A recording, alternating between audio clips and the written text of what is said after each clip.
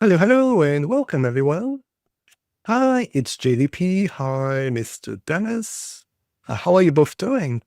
Great to see you both on the stream. Uh, yeah, so today I'm going to be watching the Xbox Games Showcase. So some of you may be saying, well, that happened earlier this week, and that's correct. It did happen earlier this week. I did not see it, and because I want to watch it, so I'm going to I'm just going to stream it since I'm watching it as well. So yeah, for those of you who have already seen it, it's not something new. I'm just watching what was shown earlier this week. Oh, great. Yeah, some of you haven't seen it, so I guess, yeah, it's good that I'm doing it. Uh, yeah, I'm doing great, thanks. I was traveling earlier this week. I was in Chicago actually for work, so it was good. I did like it. A bit tiring, honestly, because of doing many stuff, juggling stuff. But then, yeah, all good. And I did get to see some interesting stuff in Chicago. Yeah. Hi, Cyber Kitten. How are you doing?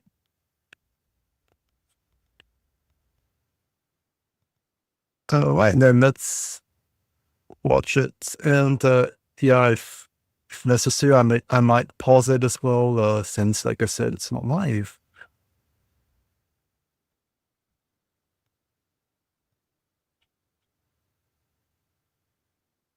Rating pending. Ooh, 18 everywhere, so I guess there might be some violence.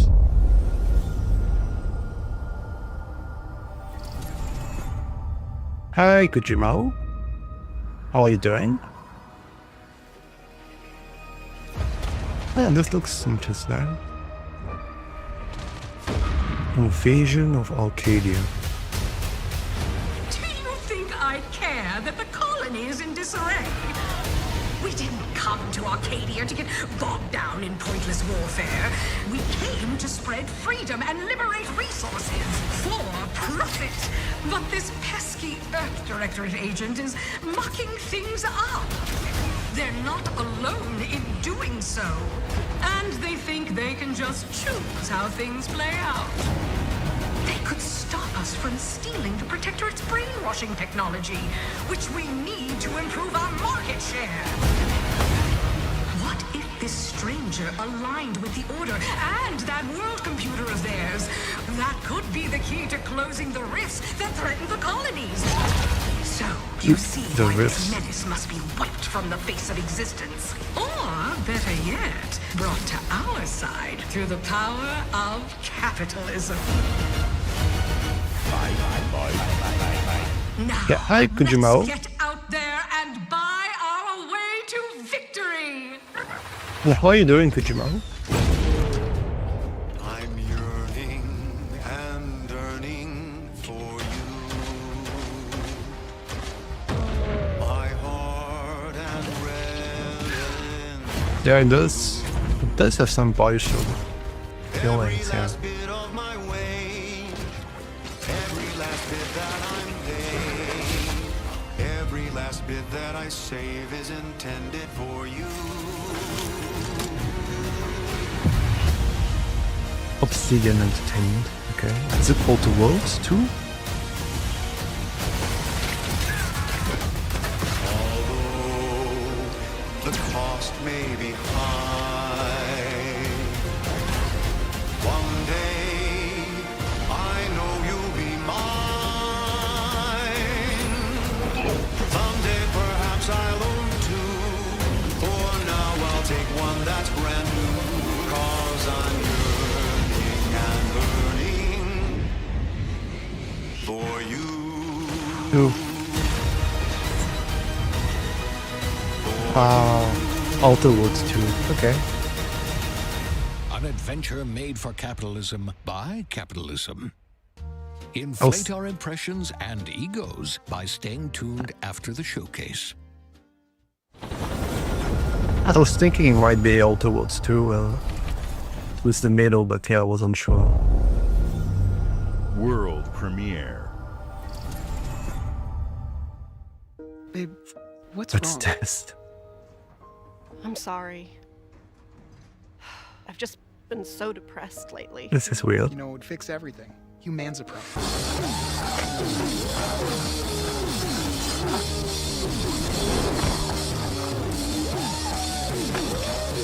Oh, is this the game which was created by the creators of Rick and Morty? I forgot what was the name of the first one. High on Life, I think. So is this number 2?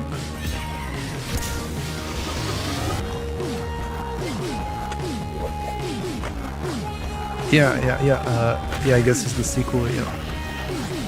Yeah, High on Life already came out a while ago, so I guess this is number 2, or spin-off, I don't know.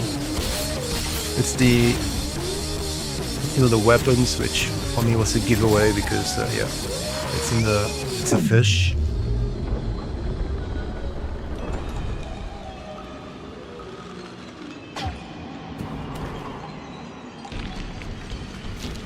Yeah, humans are barely sentient. Scientists have done studies, and their brains are like half the size of ours.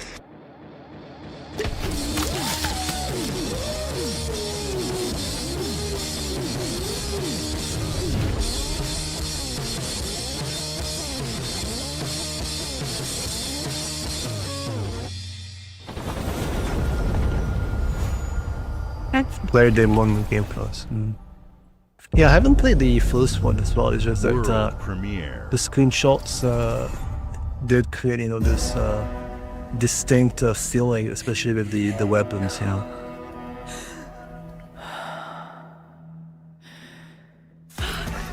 Yeah, I should check out the first one actually.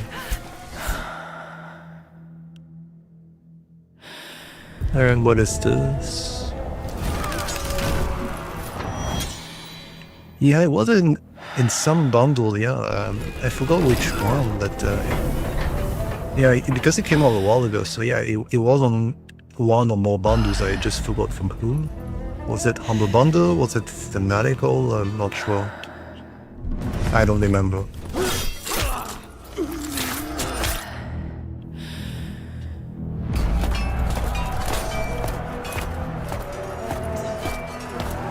This one's a prequel. It's a Rise. There was a game, yeah, I think it was Rise, which came out on Xbox One, which was during the Roman Empire time.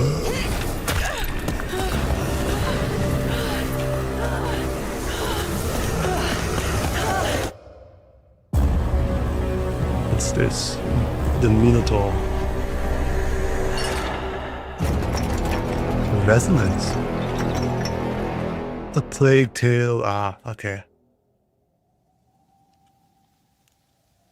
Yeah, the fact that they showed some clarity just put me off with on the track. Yeah, that's why I was thinking, oh, maybe it's Rise.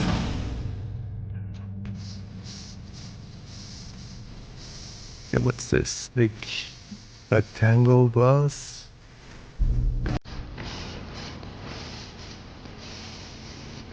A squishy helium form. Oh, controller. Looks like the new Xbox handheld, I guess.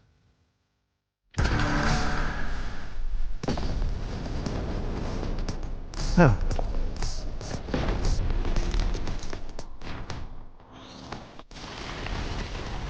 Double G.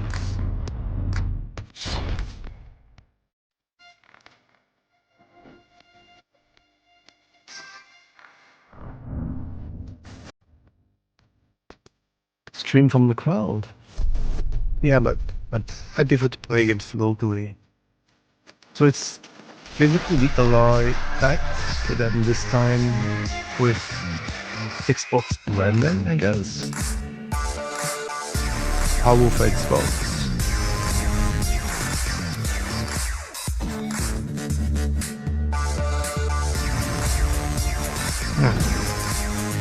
AMD Vision AI.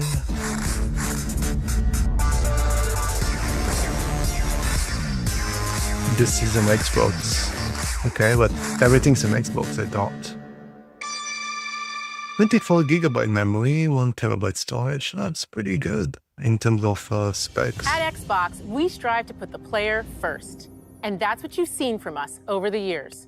We've led the industry with backward compatibility. We championed crossplay and cross-progression. We delivered Game Pass, first on console, then on PC, and with cloud gaming. So what's next? How can we give you even more freedom, more choice, more ways to play? Our next step is to unify your gaming no matter where you buy or play. So we're building an Xbox experience designed for players, not locked to a single store or tied to one device. The Xbox Ally is an Xbox you can hold in your hands, bringing together the power of Xbox and the freedom of Windows. On this Xbox, you can play games across your entire library, including all the Windows PC game stores, from Xbox and Battle.net to Steam, GOG, and Ubisoft Connect. And the highly anticipated Hollow Knight Silksong will be available at launch and in Game Pass when the Ally releases later this year.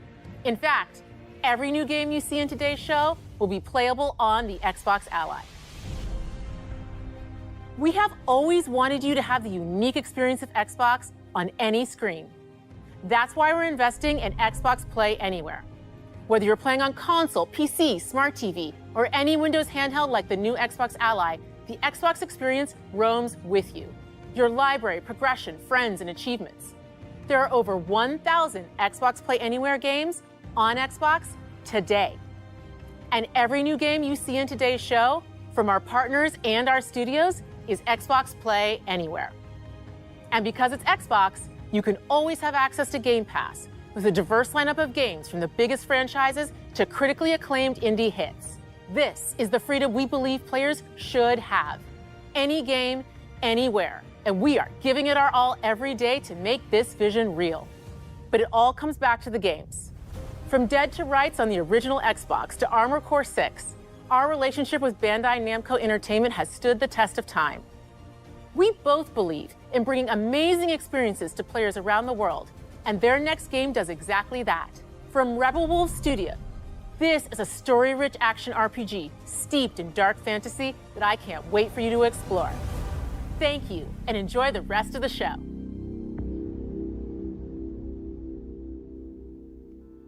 Hey, Chirexlaw, how are you doing? Mr. Dennis is switching from phone to PC, okay. Hi, Camisio, how are you doing as well?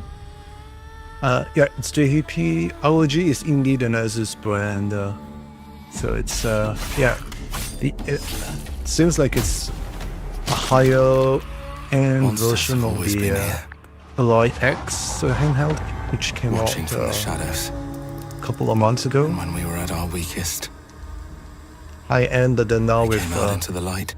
Xbox tweaks. We feared for our lives, but we should have feared for our souls instead. The vampires didn't come to kill us. No, they came to rule. To turn us into mindless, docile cattle. Not me, though. They tried to change me into one of them. Oh dear. But I became something else instead.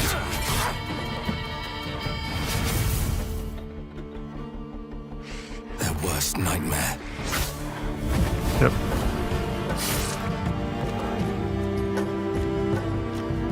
A Dawnwalker. Trapped between the two worlds. Fighting to even the score. Fighting to understand the evil behind it all. He is out there watching, seeping into you, growing.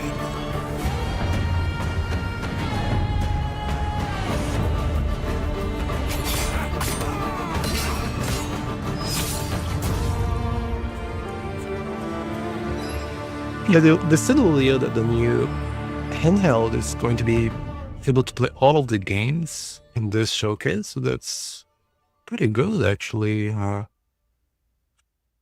I have no idea if it means that you still have to reduce the settings or the resolution or any such thing, but then World yeah, potentially premiere. there is a lot to be looking forward to, I think.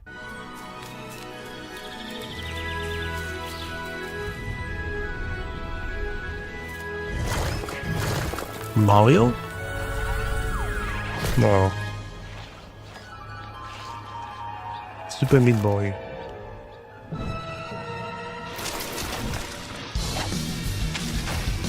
Oh, Super Meat Boy in 3D, I guess.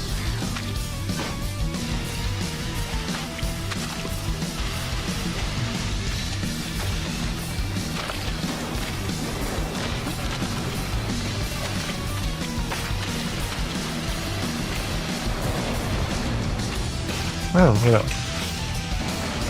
Yeah, again, it's Super Meat 3D, okay. And its JVP is probably at 720p, but with the screen size probably more than enough. Yeah, that's true, the... Super Meat Boy 3D! Ah, yeah. It's probably going to be running, yeah, like you said, in 720p, and then maybe they might tune down a little bit the graphics, but then, yeah, it's still pretty impressive for a handheld because the screen is much smaller, so you don't necessarily see all the details that you would see if you was in a large screen, right? So the bigger the screen is, I guess, the more detail they have to show, and that's why for 4K you need super high resolution textures, but then if you're not doing it in high resolution, then the textures don't have to be so detailed.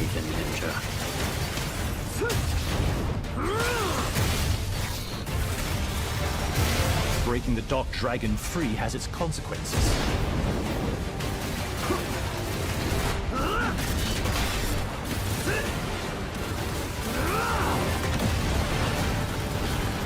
And yeah, imagine playing a game like this, you know, on a train or on a plane. I think it's pretty, There's something I need your help with. pretty impressive. That's why the Switch 2 is doing so well as well, right? Because,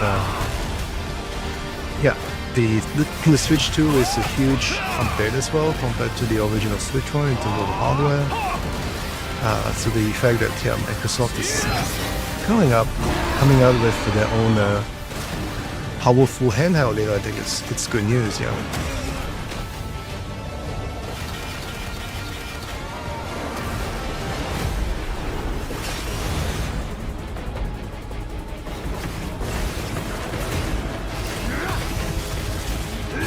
The Dark Dragon is mine.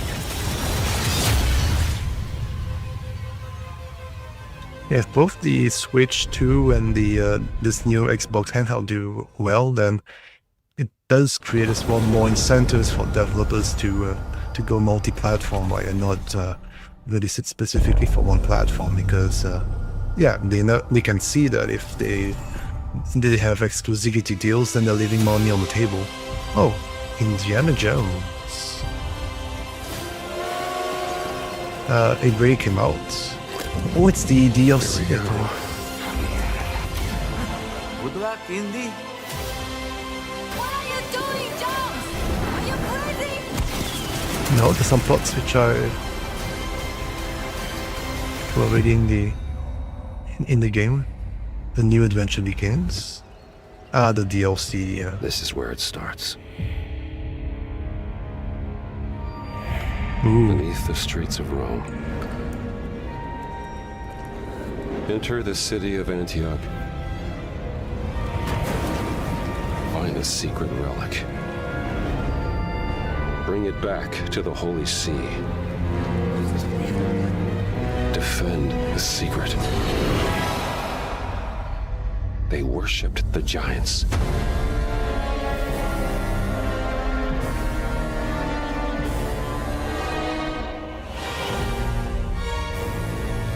Yeah, the Order of Giants. When is this coming out? September 4th. Okay.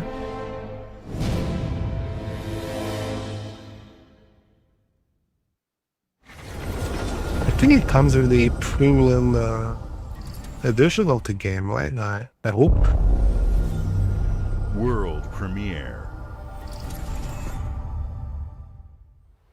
Because there was a standard edition and then there was a deluxe or a premium version. I forgot what was the name of that high-end version. And yeah, hopefully it does mean that it's already included in it. 輪廻の獣は汚れを吐き、あらゆる生物を蝕んだ。 Yeah. Game Freak. Oh.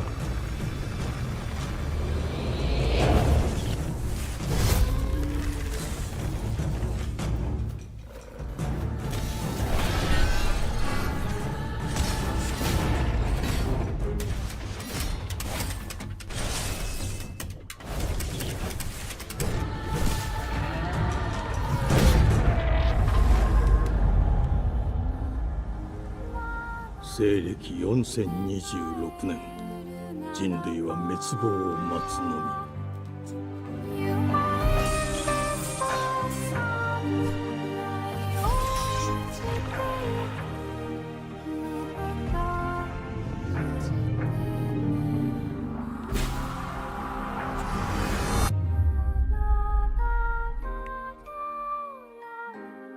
封じ子エマ、お前こそが輪廻の獣を滅ぼす刃となる。Beast of Reincarnation. Okay. Interesting.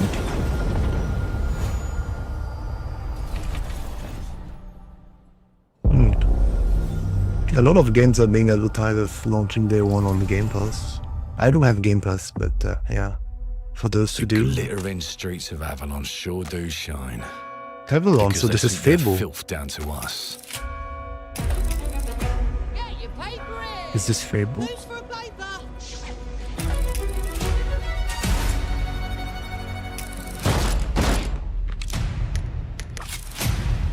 Here's to playing in the mud.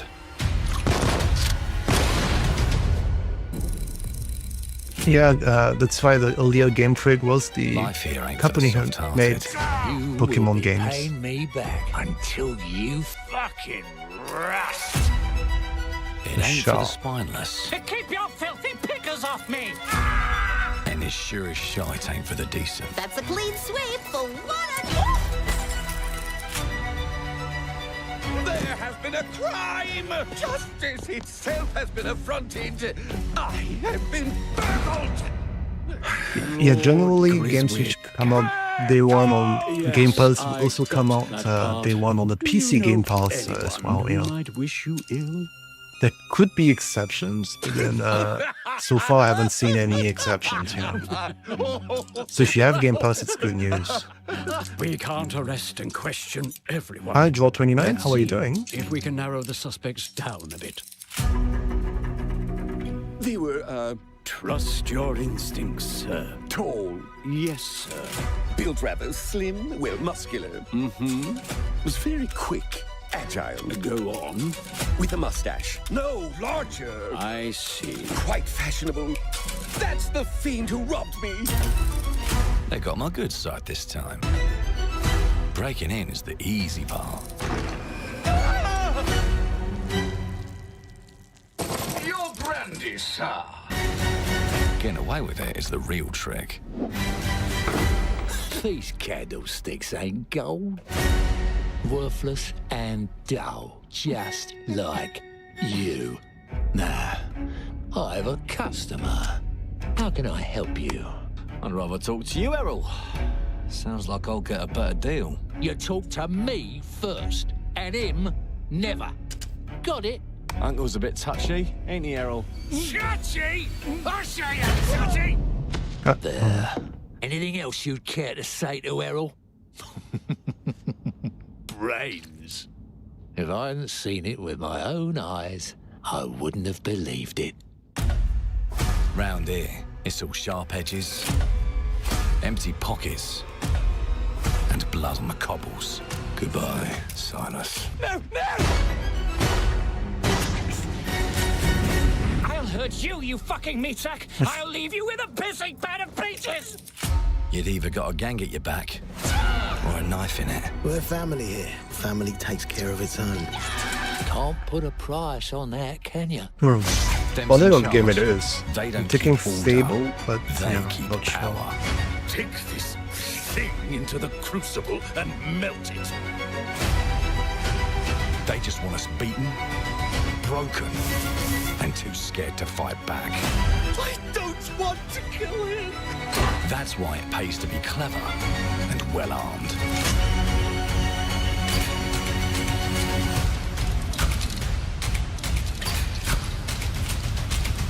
Let's go and end a few arguments.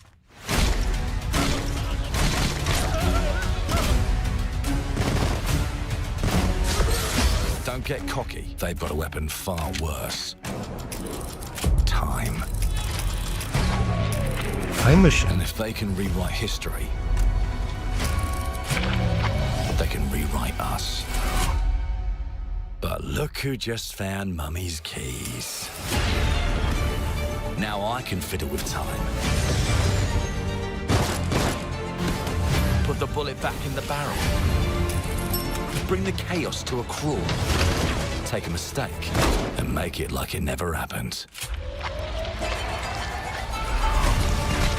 We can change the world as we know it. Interesting time mechanics. One choice at a time. And I can even go back and change the past to change the future.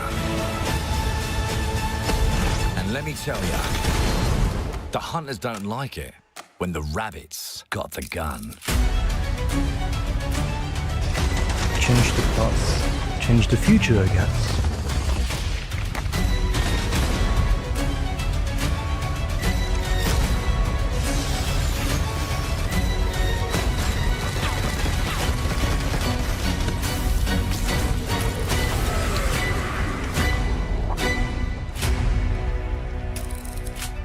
Oh, Clockwork Revolution. Okay. I thought it was Fable 4. and piss off!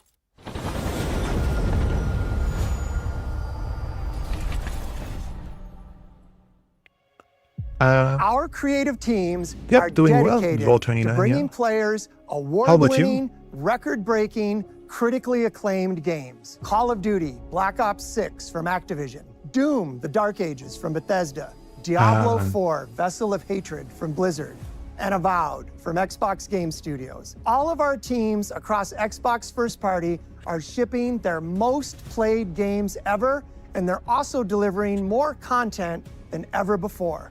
From original single-player experiences to vast online worlds, our teams are empowered to build the games they've always dreamed of.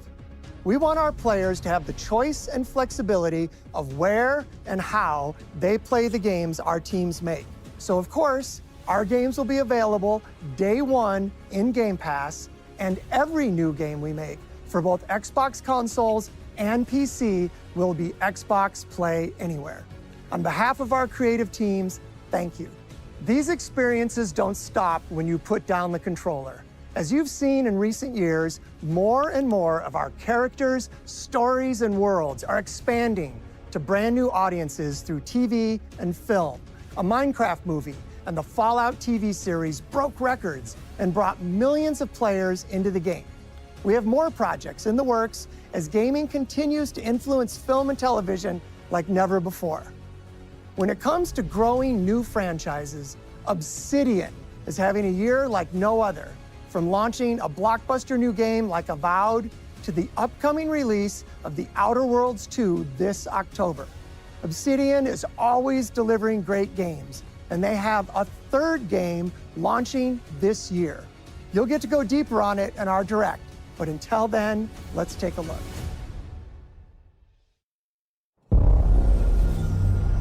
World premiere.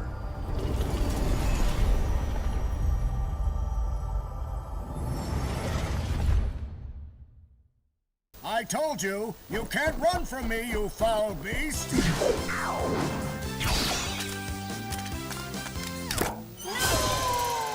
What New flexible legs. The yoke girth action figure can ride anything. What is this? Breaking news. There's been an explosion at Brook Hollow Park. Chaos descended on a ceremony commemorating the 2-year anniversary of when 4 teenagers were miniaturized against their will and left to fight grounded. for their survival in the backyard of a deranged scientist. Formerly evil company Ominent Practical Technologies was set to dedicate a statue of the 4 teenagers, fast food science robot Burgle, and Dr. Tully when an explosion erupted. Dr. Tully and the teenagers' current whereabouts are also unknown.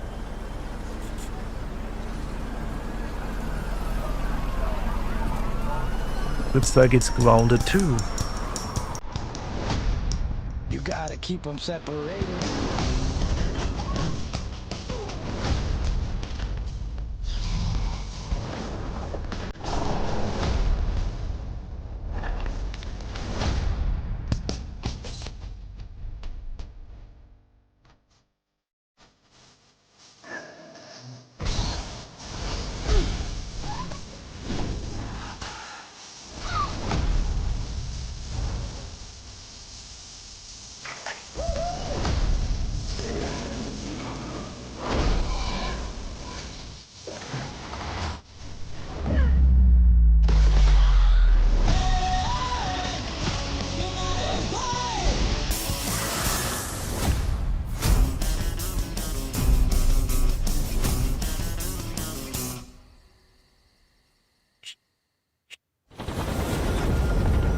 Game preview, so it's like an early access, I guess. The predecessor, ND3500, reached. Accessing predecessor's travel log. Attempting data salvage.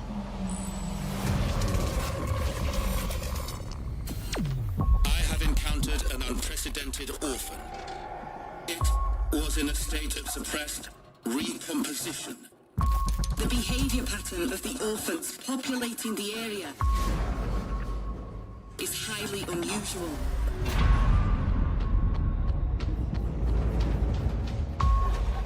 They become exceptionally aggressive.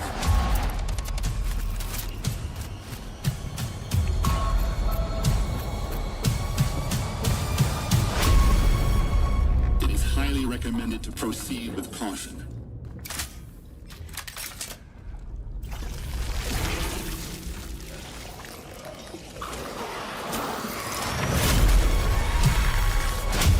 They seem to act more consistently, in coordination.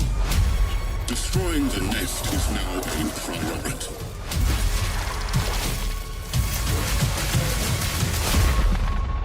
Such is our calling. Such is our calling.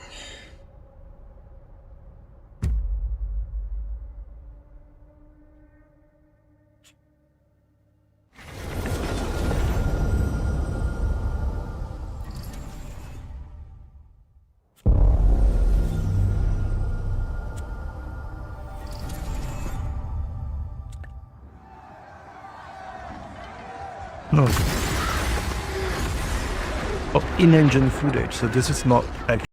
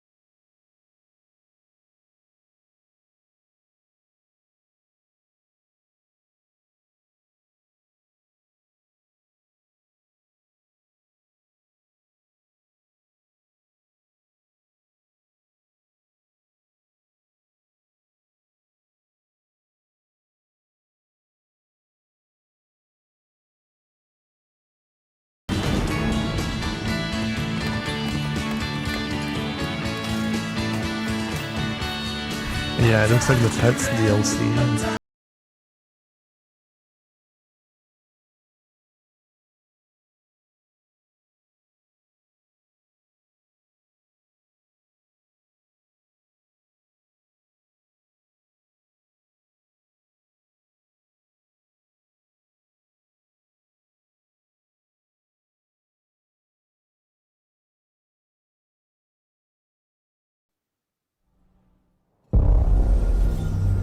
World premiere.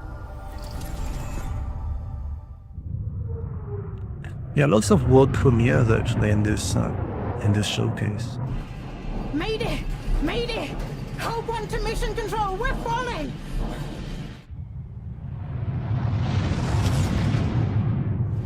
Thomas, the ship's breaking apart! There's no time! Evacuate! Now! Thomas, come in! Ariane, you sacrificed every...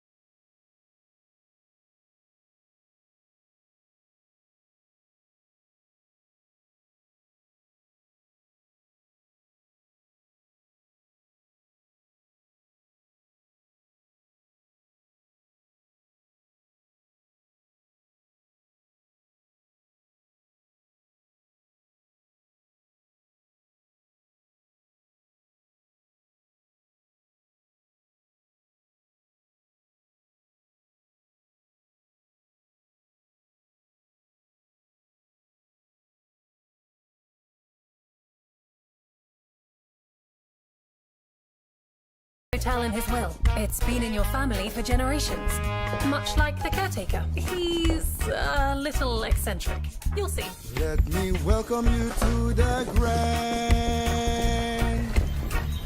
a hotel famous across the land.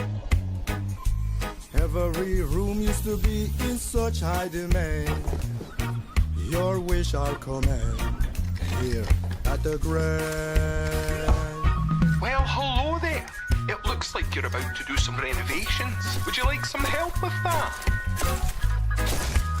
Is that some kind of hotel renovation game? So, my father was renovating the hotel when he disappeared? Not just the hotel. He was helping the entire village.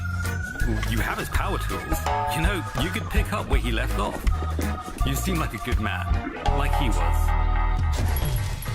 Seems a bit peculiar. They don't suspect a thing. Just make sure the locals don't get wind of what you're really up to. Because if they find out, they will Wickerman your ass.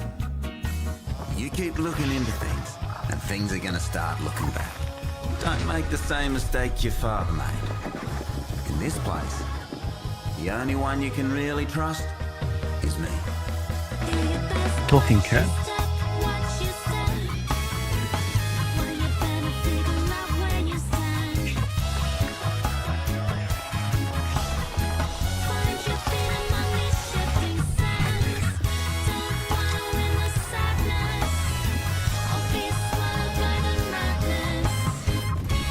Okay, I have no idea what this game is about.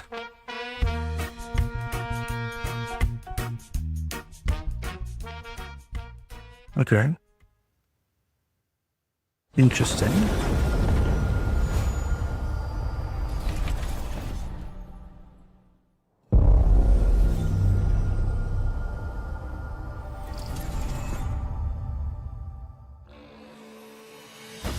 There are as many gods in the world as there are stars in the heavens.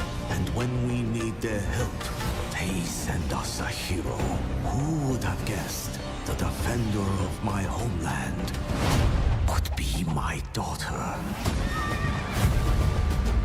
She unlocked the heavenly spear.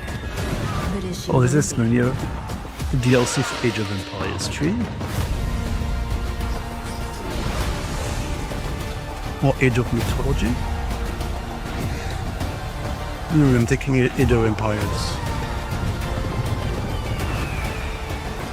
Oh, actually no, Age of Mythology. Into the larger characters.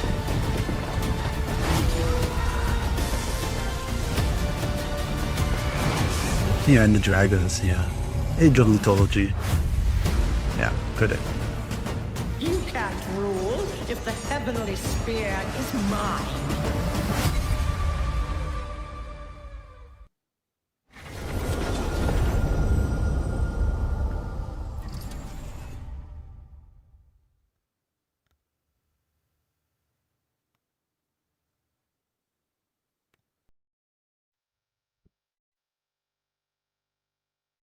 주권 국가의 자주적 결정을 누가 허락하는가? 만약 이 결정이 패권 국가의 특정 정치 집단의 이익을 저해한다면 당신의 특정 행동이 대중의 의사결정에 영향을 미칠 수 있으며 반대로 누군가는 당신의 의사결정에 영향을 주려 한다는 것을 인지할 때 자신만의 온전한 입장을 세울 수 있지 않을까? 당신의 입장은 온전한 본인의 판단인가? 그렇게 믿고 있거나 믿고 싶을 뿐.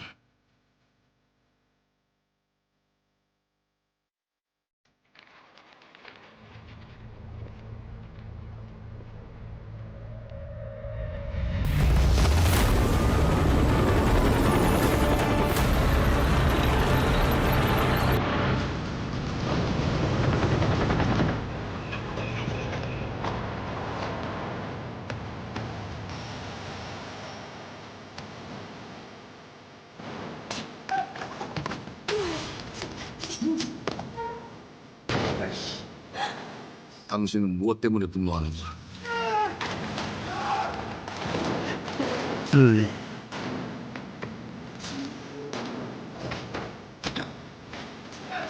당신의 분노는 스스로 결정한 것입니다.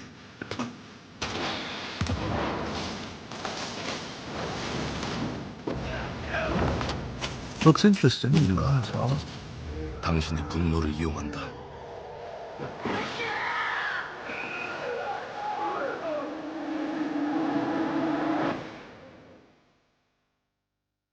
주정태.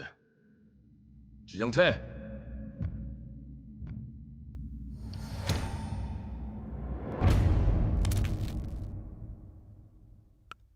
무당.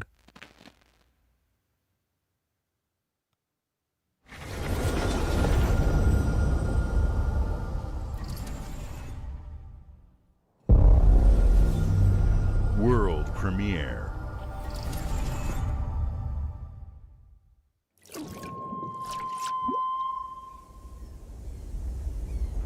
E ora Olaiem loite fativi.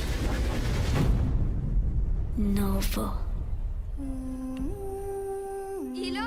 Te kemaite mana. Muite unanite waiora. Dia. Novo tu alibemo iwa lotaname. Ona otalima di efema. Teonami.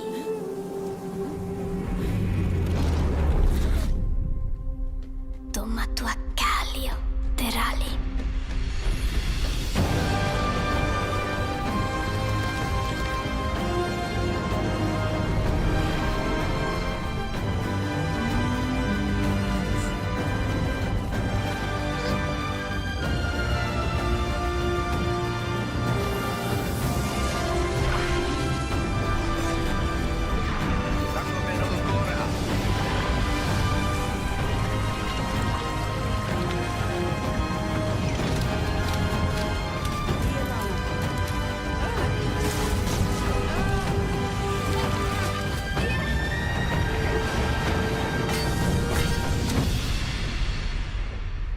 I like the style of this one as well.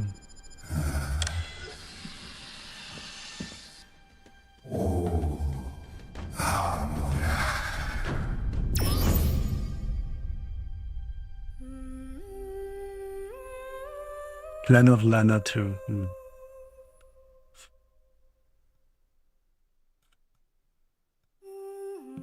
I haven't played the first one before.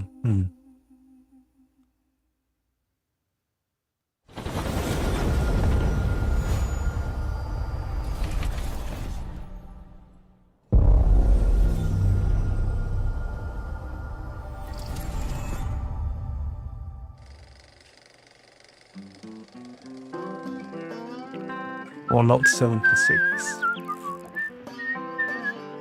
Well, hello there. Beautiful day to relax by the old fishing hole, wouldn't you say? When it comes to fishing, Appalachia is a land aswim with opportunity. Yes, you'll find fish of all flavors in every walk of waterway, from its mightiest of rivers to its humblest of ponds.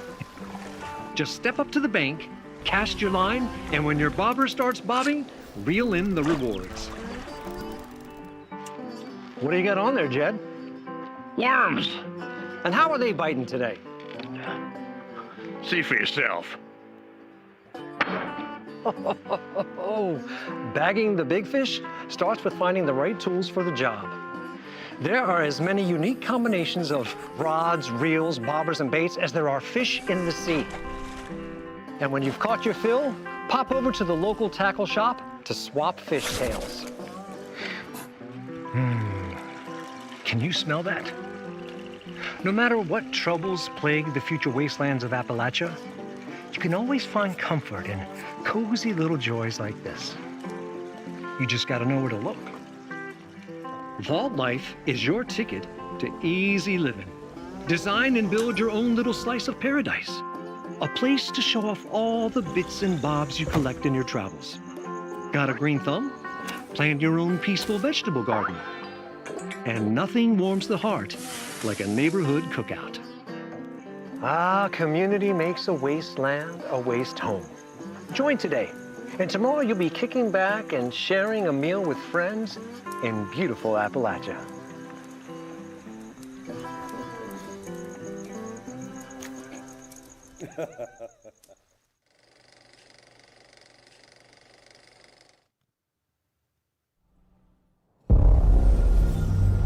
World premiere.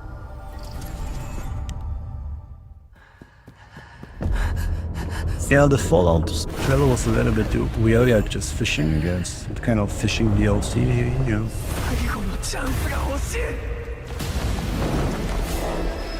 Solo leveling of Rise Overdrive.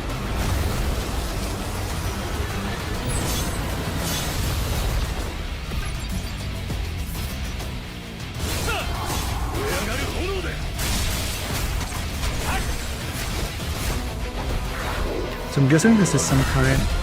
This is based on an anime, I guess. I'm not familiar with it, so yeah. But it does look good.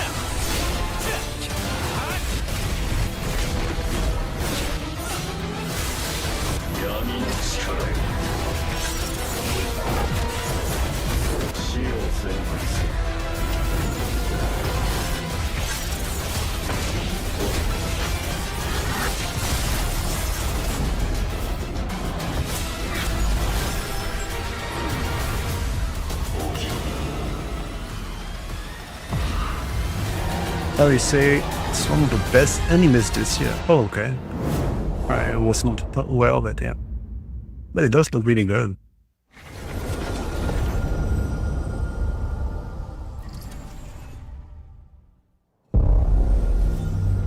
World premiere. So it's an updated version of the mobile gacha game for PC and consoles with multiplayer. You can try the demo. Okay. Well, this one looks interesting.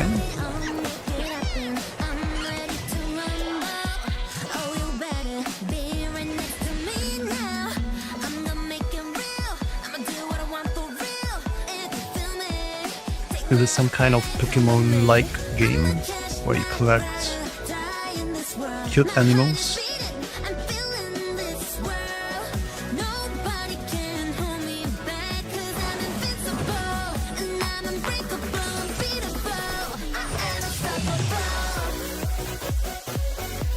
Yeah, it does look like a Pokemon type of game.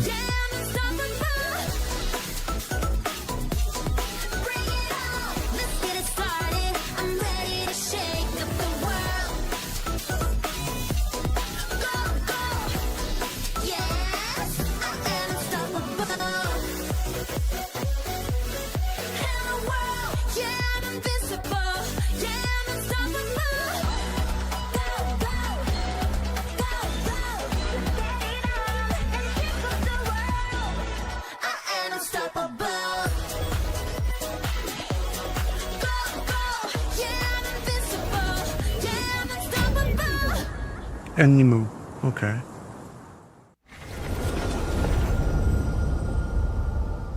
Yeah, I thought it was like Pokemon. Hey, what's up, Power, everyone? It's similar, Tony yeah. Hawk Pro Oh, Tony Skater. Hawk. I just want to say thanks to everyone for all the love and support we've seen since we announced Tony Hawk's Pro Skater 3 and 4 a few months ago. These games have changed my life, but more than that, I've seen them help spread a love and appreciation for skating all over the world, and that means everything to me and the team. I can't wait for you all to experience the game. It's been rebuilt with so much care and attention to detail, with some brand new parks, new music, new skaters, and more. And you can enjoy it all with your friends with up to 8 players in multiplayer. Tony Hawk's Pro Skater 3 and 4 officially drops July 11th, and we have a lot more surprises to come. Check out the launch trailer now. Also next month, okay. Activision Twitter.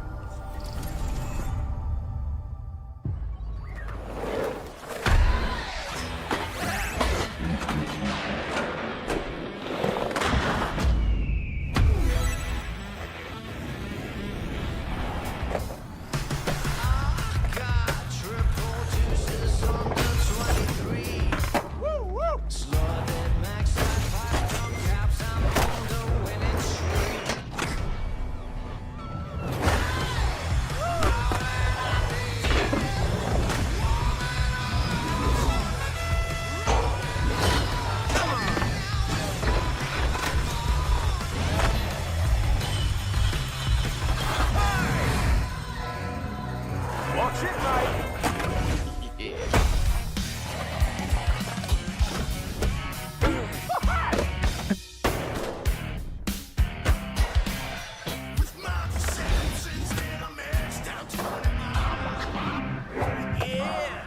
Oh, Ninja Turtles.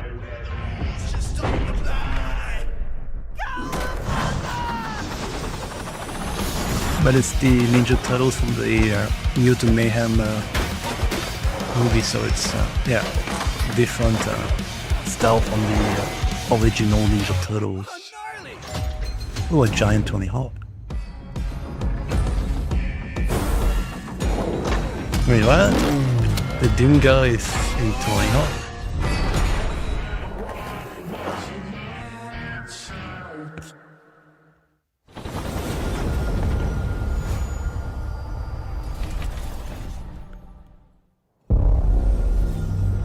World premiere.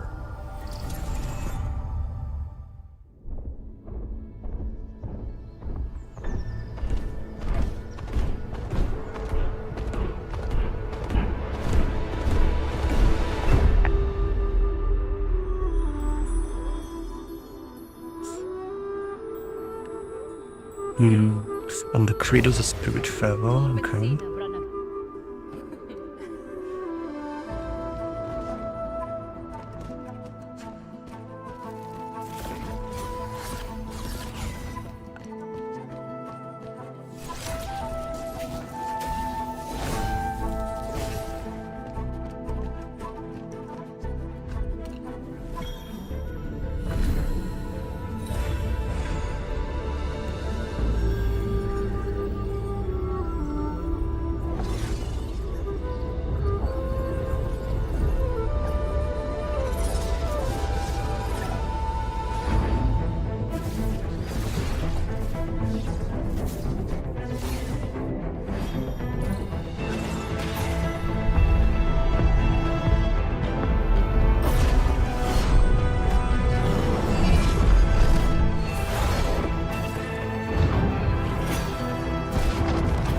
So Mr. Dennis, you say you recommend Spirit Feather for good crime. Why good crime?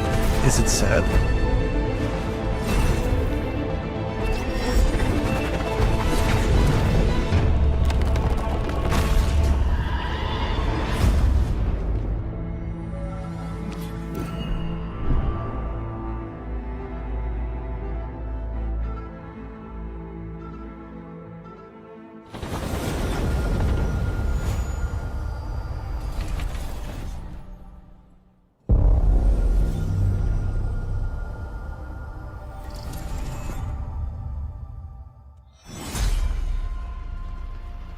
Gears of War.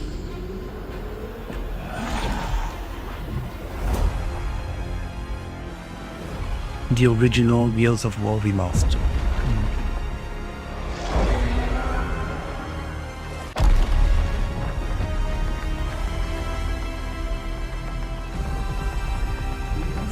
Hi Yujiwal, how are you doing? Yeah. Thanks for being the first like on the X. Look who decided to show up. Yeah, I'm doing great, thanks.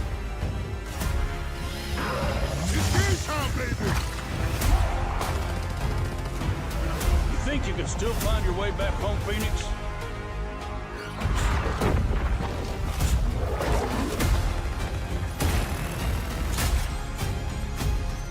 Looks like they upgraded. Who knows you, baby? Let's do this.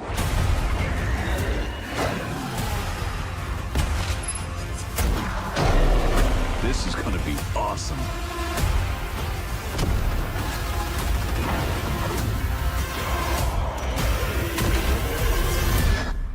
Form up!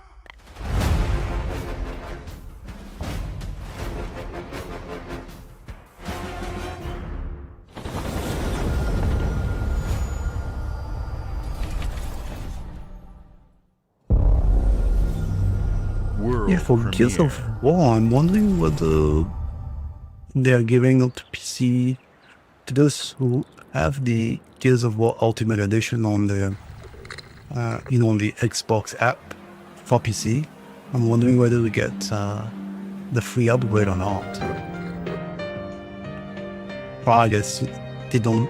The previous one, yeah, wasn't on Steam anyway, so I guess they may not do it. I don't know.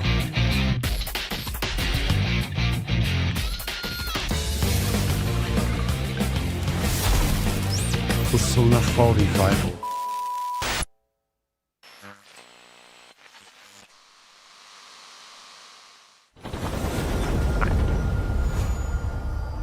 Right day one on Game Pass.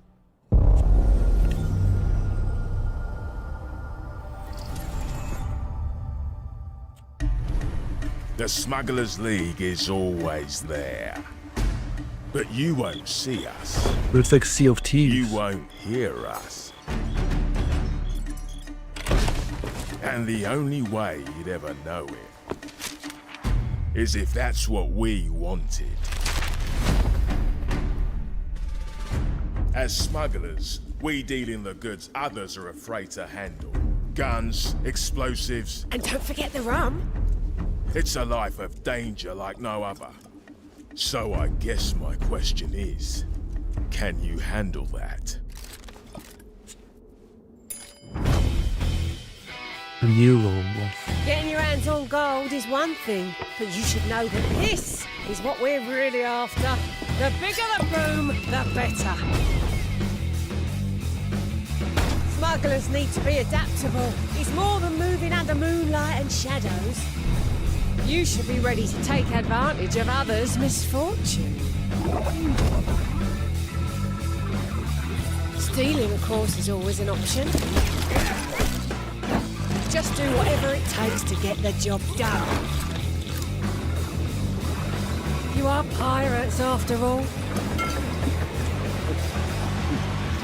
Welcome, my friends, to the Smugglers League.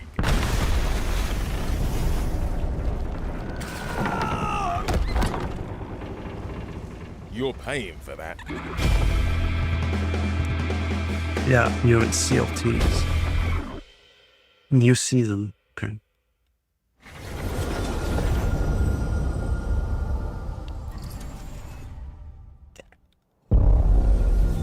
World premiere. What?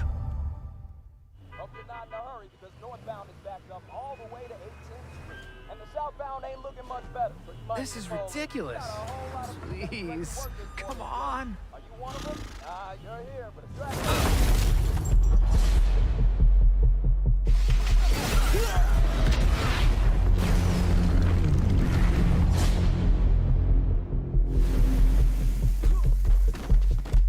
Oh, it's invincible. No, Dad, not even close.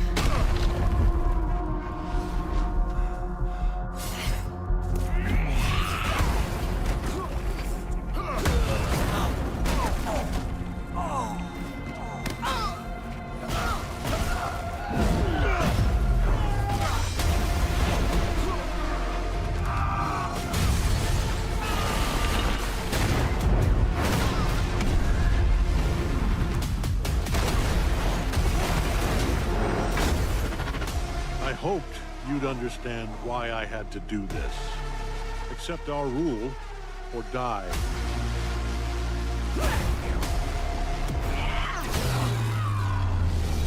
I'd like to propose a third option.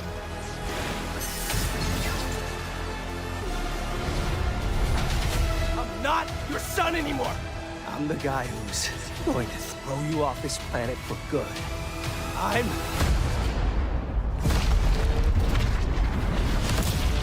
trusted you! Oh, so it's like Street Fighter. Okay.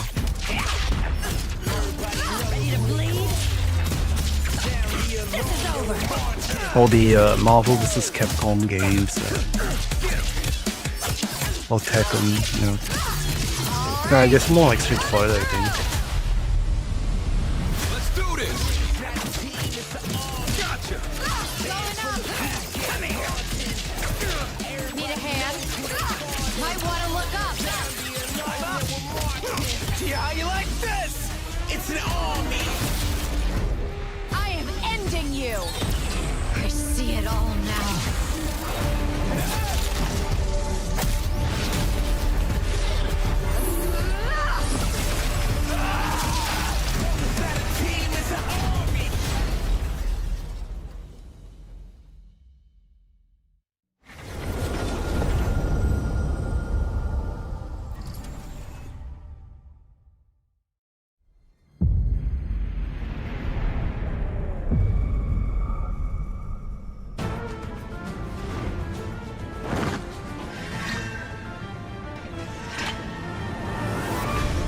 Oh, Final Fantasy VII Remake.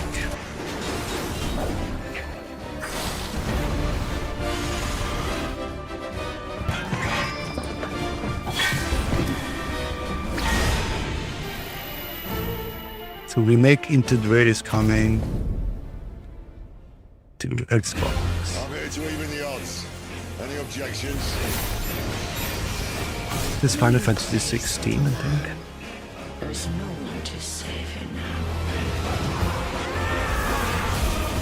You will answer for what you've done! The flames are around, and the blood has won! Come to me, Ifrit!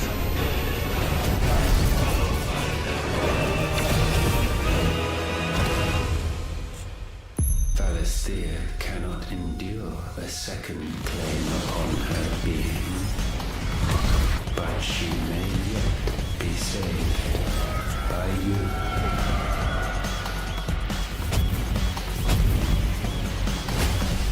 It's available today.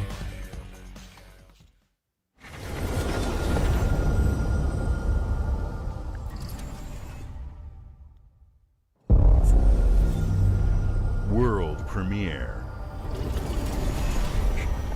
Yeah, for Final Fantasy 16, it was already on Steam before, so it's not really news for PC, but for Xbox users, then I guess it is, yeah.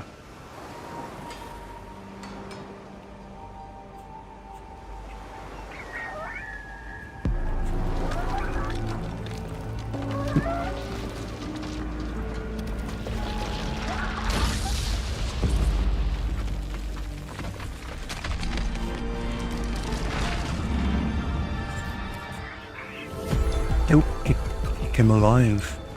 It's alive.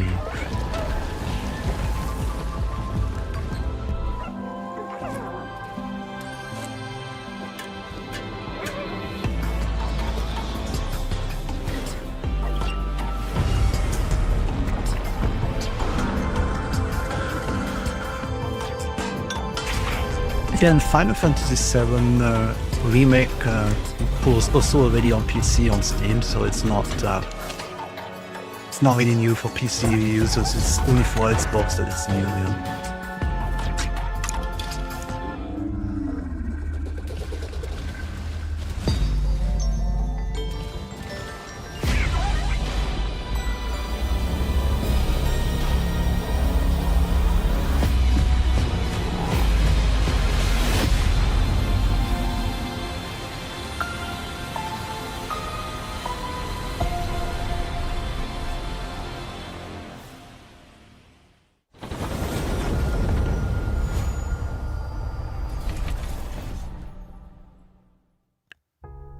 Oh, yeah, Games like Psychonauts 2 showed how Double Fine excels at creating unique and innovative experiences, and Keeper is no exception. Looking ahead, next year marks 25 years of Xbox. It's a big milestone for the platform and franchises that you helped build and make popular. We couldn't have done this without everyone who's been with us on this journey. As we think about bringing a new generation of players to these iconic franchises, I'm excited to share that players will get to celebrate 25 years of Xbox with a new Fable, the next Forza, Gears of War E-Day, and the return of a classic that's been with us since the beginning. Today, you've seen an incredible range of games from creators across the globe. Creators like inXile, reaching for new heights with Clockwork Revolution. Sluggerfly, making Team Meat's modern classic platformer into 3D. Square Enix, bringing more of the critically acclaimed Final Fantasy franchise to our players. And Team Ninja, returning to the beloved series they debuted on Xbox. You've also seen the next Xbox hardware release, our Xbox Ally handheld, which lets you bring your Xbox experience and your library with you anywhere. I hope you enjoyed the breadth and depth of the games, updates, and experiences that are coming to Xbox from our partners and our own creative teams. We're seeing more players on our platform and in our games than ever, thanks to all of you. We're proud of the creativity that Obsidian is delivering this year. Immediately after Showcase, our Direct begins, where you'll go inside the studio for an extended look at The Outer Worlds 2 and Grounded 2. Thanks for joining us today. But before we get into the Direct, we have a final world premiere. Enjoy.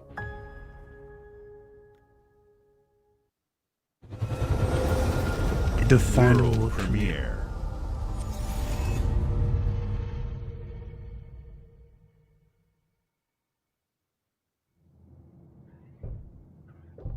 In-game footage and Welcome to the cinematic. Guild. We have been expecting you. Please, follow me. You already know us as a global tech leader. Our software, our systems, combined with our skilled team, is designed to save lives. Your years of service have shown you the importance of our work.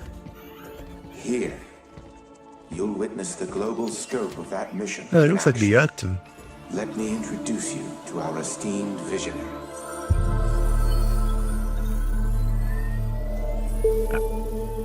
For too long, we have been bound by outdated systems, accepting limitations instead of redefining them. The Guild is safeguarding tomorrow, now.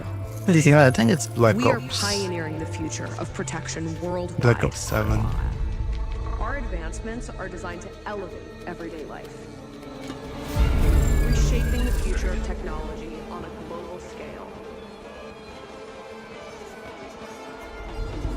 I'm Emma Kagan, CEO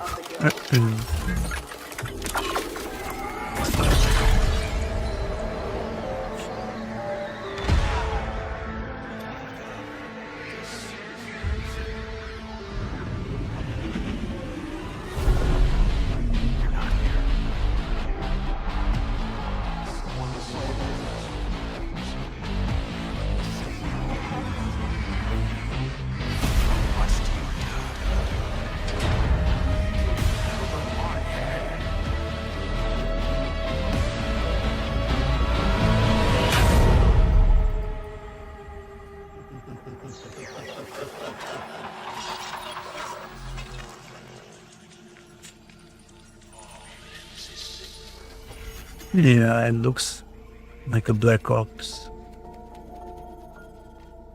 Fear is a powerful thing. David Mason. Menendez.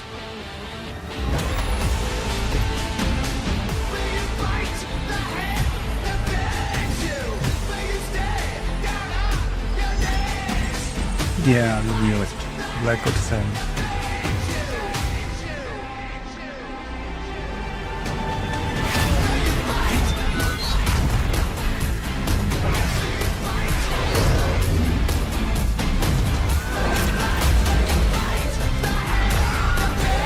It looks really good, but then we haven't seen the gameplay yet, I think.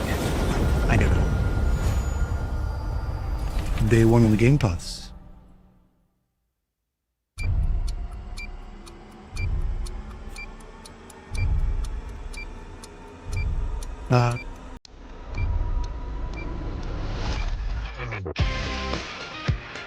What's this movie? Oh, that's showing Outer Worlds 2, I guess.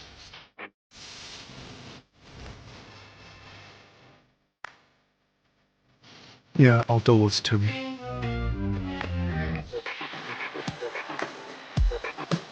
Welcome to Obsidian Entertainment. We here at the studio have joked around that this has been the year of Obsidian, with Avowed releasing early this year and now ending the year with 2 more games. And what better way to cap this incredible year for us than by doing what our studio does best, sequels. That's where I come in. You can get out of here, Fergus. Thank you so much. No, you're doing great. You nailed it. The sequel is the lifeblood of every great franchise. Think about it. The original creates the world and builds fandom, but the sequel, that's what makes it worth remembering. No sequel, no hoverboard. No sequel, no dual SMGs. No sequel, no Raccoon Tail. No sequel, no Zune 2. Which doesn't really exist, but I wish it had. There was a Zune 2. There was a Zune 2? I'm Mark, the head of sequels here at Obsidian, and I have sequelized everything. Blockbuster movies to AAA video games to my first marriage, so trust me, I know what I'm doing. Come along on this journey with me. Part 2.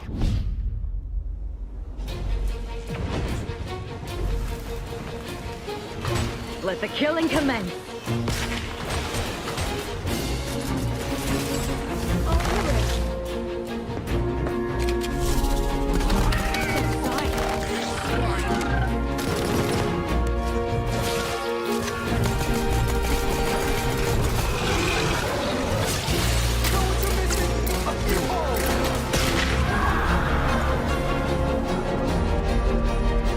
The Outer Worlds 2 is a sequel to The Outer Worlds 1.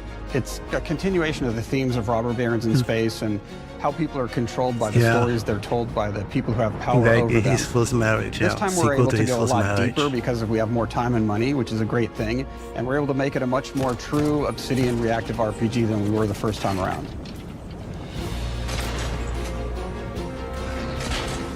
So we're going deeper and more complex with everything for this sequel. Deeper story, lore, RPG interactions, reactivity, all the things we've been known for as a company.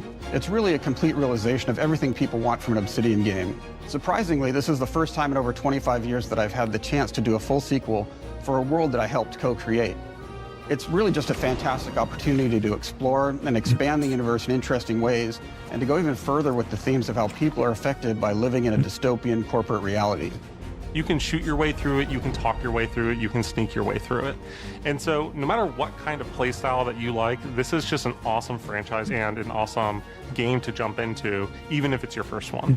Glad you're The back, first Outer Joel Worlds 29. was a great base to start from, as it has all the elements of a great Obsidian RPG. Oh, hi, Gamer Interesting Boy. characters, How are you deep doing? It's worlds, been a while, important choices. I think. In the Outer Worlds 2, not only did we want to double down on those elements, but we wanted to give players even more of it. We've also put a lot of investment into skills and traits that impact things like combat, conversations, and areas that we call RPG interactions, which are the part of the world where players can use their specific skills, perks, and backgrounds to solve problems in unique ways in our new, bigger worlds.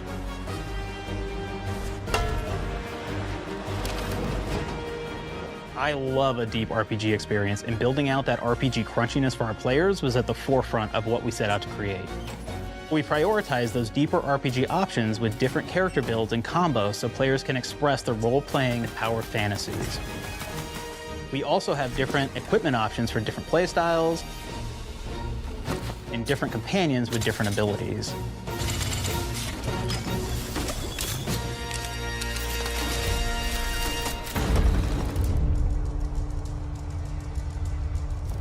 In the first Outer Worlds, you start off as the Stranger, which was basically a blank slate to build on top of with various attribute points that would begin to define your personal experience in the game.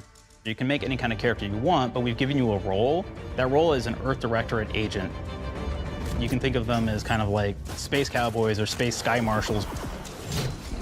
They're the good guys that go into places and kind of fix everything that's wrong. You're gonna be one of those.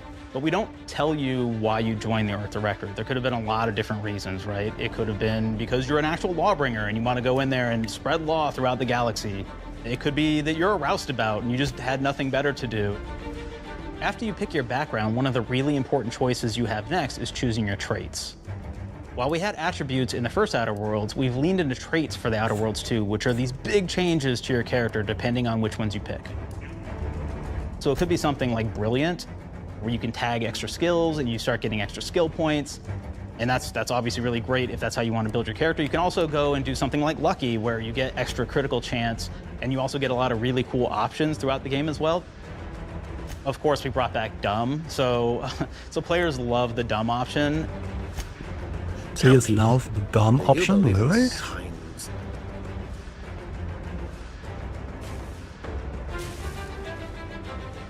Not quite what I meant, but I like your contempt for boundaries. I could put your adventurous spirit to good use. You get like lots of really cool, fun conversation options in the game, but we took that even further. And again, there's lots of elements in the game where you can be dumb and use that for something. Could be something as simple as banging on a machine to get it to work. After you've invested in some of your traits, your next choices are going to be choosing your skills. The skills themselves basically allow you to build on your playstyle and what your character is doing in the game. That will be everything from playing stealthily to speccing for an explosive specialty. Ooh, it's this X. Throughout your entire journey, your character continues to change with the different choices you make. In the Outer Worlds 1, actually had more skills than we have, so we condensed them down to really the core and essence of what we really wanted there. But we made each point that you put into a skill much more impactful. So instead of getting small percentage changes, we actually did much larger changes per point that you put into each skill. And again, all these things, because of how they're checked inside the world itself, can matter quite a bit. You know, just even having one additional skill point in something can open up a lot more options in the world itself. If anybody's played Fallout New Vegas, they'll be very familiar with like the perk system. We basically borrowed that, but went even grander. We actually have more perks than Fallout New Vegas did. But here's the cool thing, right? We check and use perks for literally everything, right? So you can do everything from, hey, I want to make a stealthy build that steals stuff and is really good at that. Okay, great. Well, you can take maybe the pickpocketing perk. So that's not available to everybody, but if you select that, now you can actually go around and steal things out of people's pockets. Pickpocket. There's another perk called Heavy-Handed, right? Where say you're a melee person, what this does is now your power attacks that you use actually knock people down. Oh man, I really like the serial killer perk. As you start killing people, they will drop hearts. And you can take those hearts, and essentially you're taking these trophies, you could say, and it's actually giving you a permanent health bonus every time you do it. We have this perk called Assassin. Now, this is an early game perk that you can take, which every time you stealth attack an enemy, you're actually going to get a movement bonus for a certain amount of time.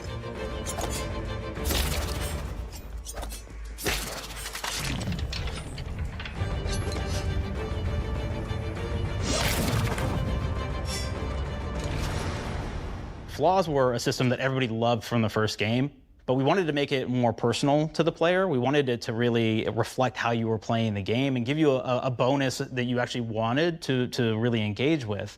With the flaw system returning, we knew we needed to go bigger, better, and more real than ever before. So, we turned to the team. I told them, no bad ideas. Give me what you got. Okay, we need more flaws. We need them to be real. I want to put them in the game, so give me something. Inspiration. What's wrong with you? Oh, I have bad knees. You got bad knees? They hurt when you walk a lot? Yes. When you walk too much, they hurt? No cartilage. Sounds boring. Makes you sound like a boring person, but it's in the game. I know it. It's a good flaw. What about you? I like to take small things sometimes. So you're stealing? No, I'm taking. When do you give them back? I don't. Claire? Yeah, you shouldn't be stealing. What are you doing? You shouldn't be stealing, Claire. Tiny crimes. Tiny crimes? Do you hear the second part, though? It's a crime. Well, You're stealing. Claire, that's wrong. You can't steal things, okay? But it's an amazing flaw, and I'm putting it in the game. But you're a bad person. And are you the one that took my stapler? do you need it? Yeah. Give it back. Okay. Please. You, what do we got? Flaw. I like to stare at the sun. How long did you stare at the sun? Just lunch break. An hour? Oh, I only get 30. You guys get an hour? I get an hour. An hour. Oh. Makes me feel energized. How many fingers am I holding up? 3? No. Anything else? We'll put it in the game. We'll put it in the game because I feel bad for you. Anything else? One of my favorite flaws is something called bad knees. It will actually give you the option to take this flaw that'll make it so that you move faster throughout the game. But the problem is, anytime you stand up, your knees are going to make a loud popping noise that makes it so that, well, everyone around you is going to hear you. There's one called Kleptomaniac. This is really interesting because what it does is when you steal something, you can actually sell it for more bits than normal. And like that sounds really great. The drawback is sometimes when you're looking at things in the world that are owned by somebody else, you'll automatically steal them. So you have to be very careful about how you use them. One of our more wacky perks is the Sun Gazer Flaw, and it just gives everyone cataracts while playing their game. So everything becomes like light shafts and blooms and hazes, and makes the game pretty unplayable if you happen to choose that perk. Why is it If a you perk happen to to be the make the type game of player that unplayable? habitually reloads your weapons like I do, well, you'll be offered the flaw of over-prepared. Now, you'll get larger magazine sizes on all of your weapons, but if you ever fully empty your magazine, you're gonna take a debuff for a while. While we support options like being a gunslinger who wants to key into destructive weapons, or a rogue who wants to alpha strike their enemies before they know what hit them, we also allow for a lot of fun and experimental builds. You can be a mad scientist who utilizes gadgets and wacky science weapons and armors, or even a psychopath who gains permanent bonuses to health by murdering their friends. Nothing shows the impact of these character build options better than, in my opinion, the bridge area, which has a quest you get early on in Paradise Island.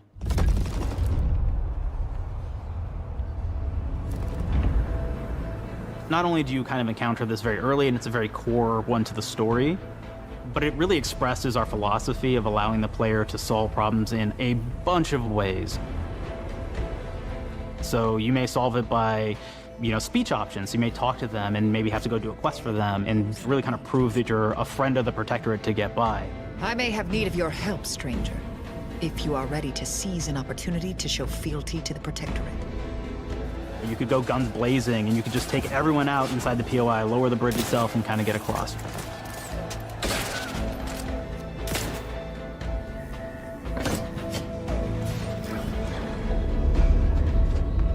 You could sneak in, lower the bridge, and then actually sneak in under the bridge to get over to the other side.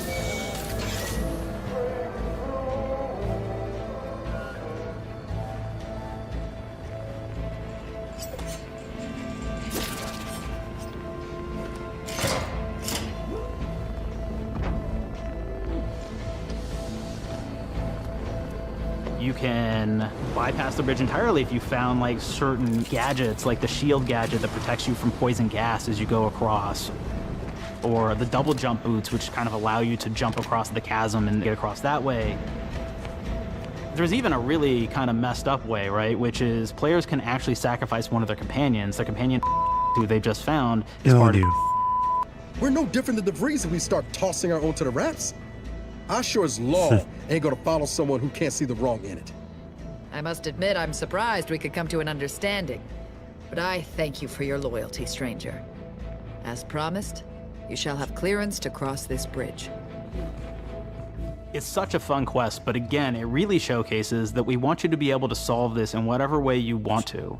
When you build your character your way, we're there for you. We really want you to have the experience that you want to have out of this.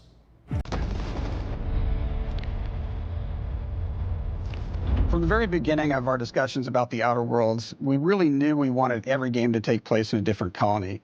This lets us expand on all aspects of the universe. Every colony can be its own thing with its own flavor, and we can center them around anything we want. Any ideas or setting we're interested in. Arcadia is an isolated colony with abundant resources, and it's run by an authoritarian faction called the Protectorate. Their dictatorship is thematically based around the question of how much freedom people will give up for security and luxury. For Protectorate subjects, unfortunately, that answer is everything.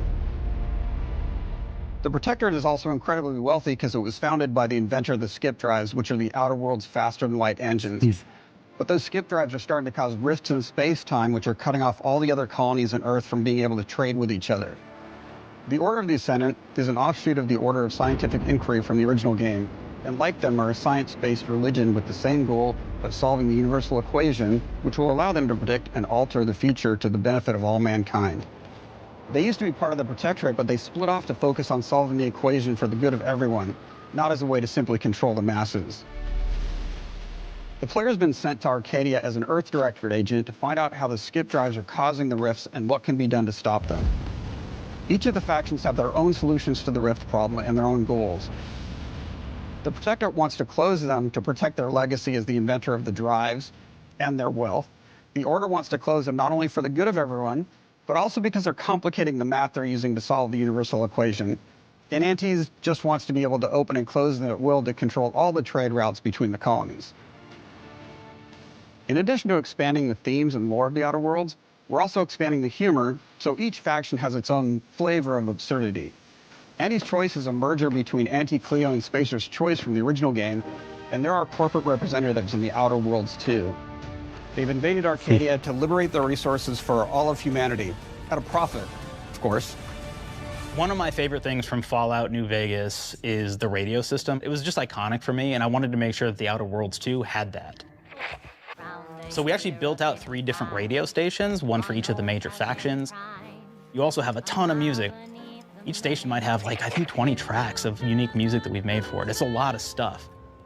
But the really cool part about this entire thing is that we actually put a lot of reactivity into the radio. So it will respond to the things that are going on around the world that you've been interacting with. So if you go into a location, let's say you solve a problem for the Protectorate folks, if you listen to the Protectorate radio station, they're going to be cheering you on as a hero.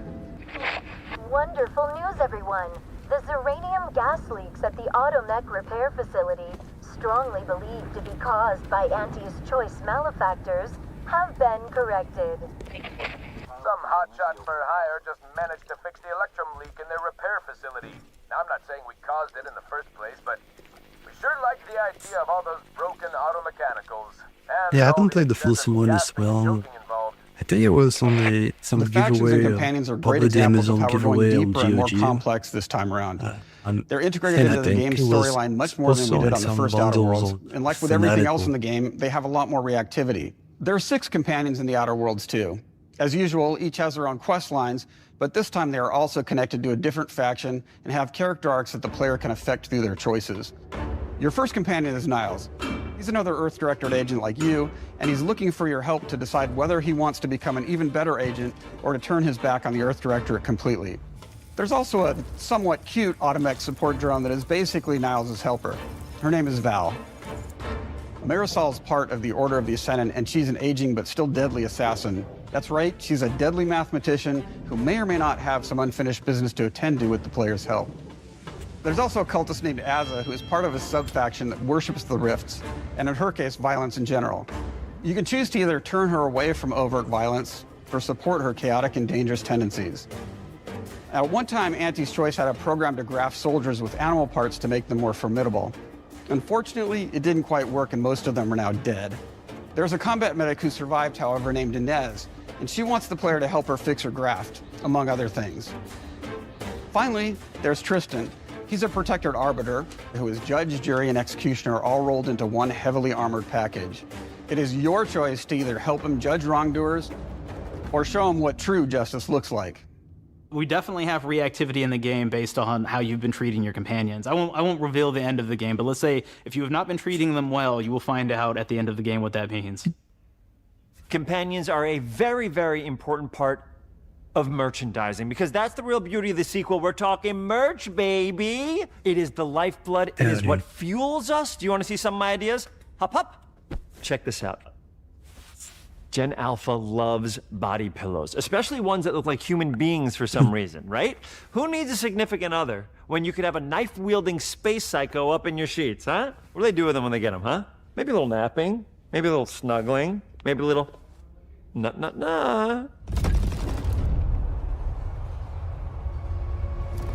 The visuals of the first Outer Worlds depicted a frontier colony in space. The Outer Worlds 2 is driven by an invasion of the Arcadia colony system by Auntie's Choice, which shifts the visuals to be more reminiscent of a World War I-like setting in space. That evolution is seen across all aspects of the game, starting with the factions. How do you militarize everything, including extreme capitalists or math-crazed scientists? In a World War I setting, war comes with propaganda. The Sovereign uses it to maintain control, Auntie's Choice uses it to help their bottom line, the Order just wants to show how it exists within the grand plan. We want players to feel like Arcadia is a living, breathing place scarred by a long-standing war. Fairfield, one of the first towns you encounter, was once under Protectorate control, but has recently been taken over by Auntie's Choice.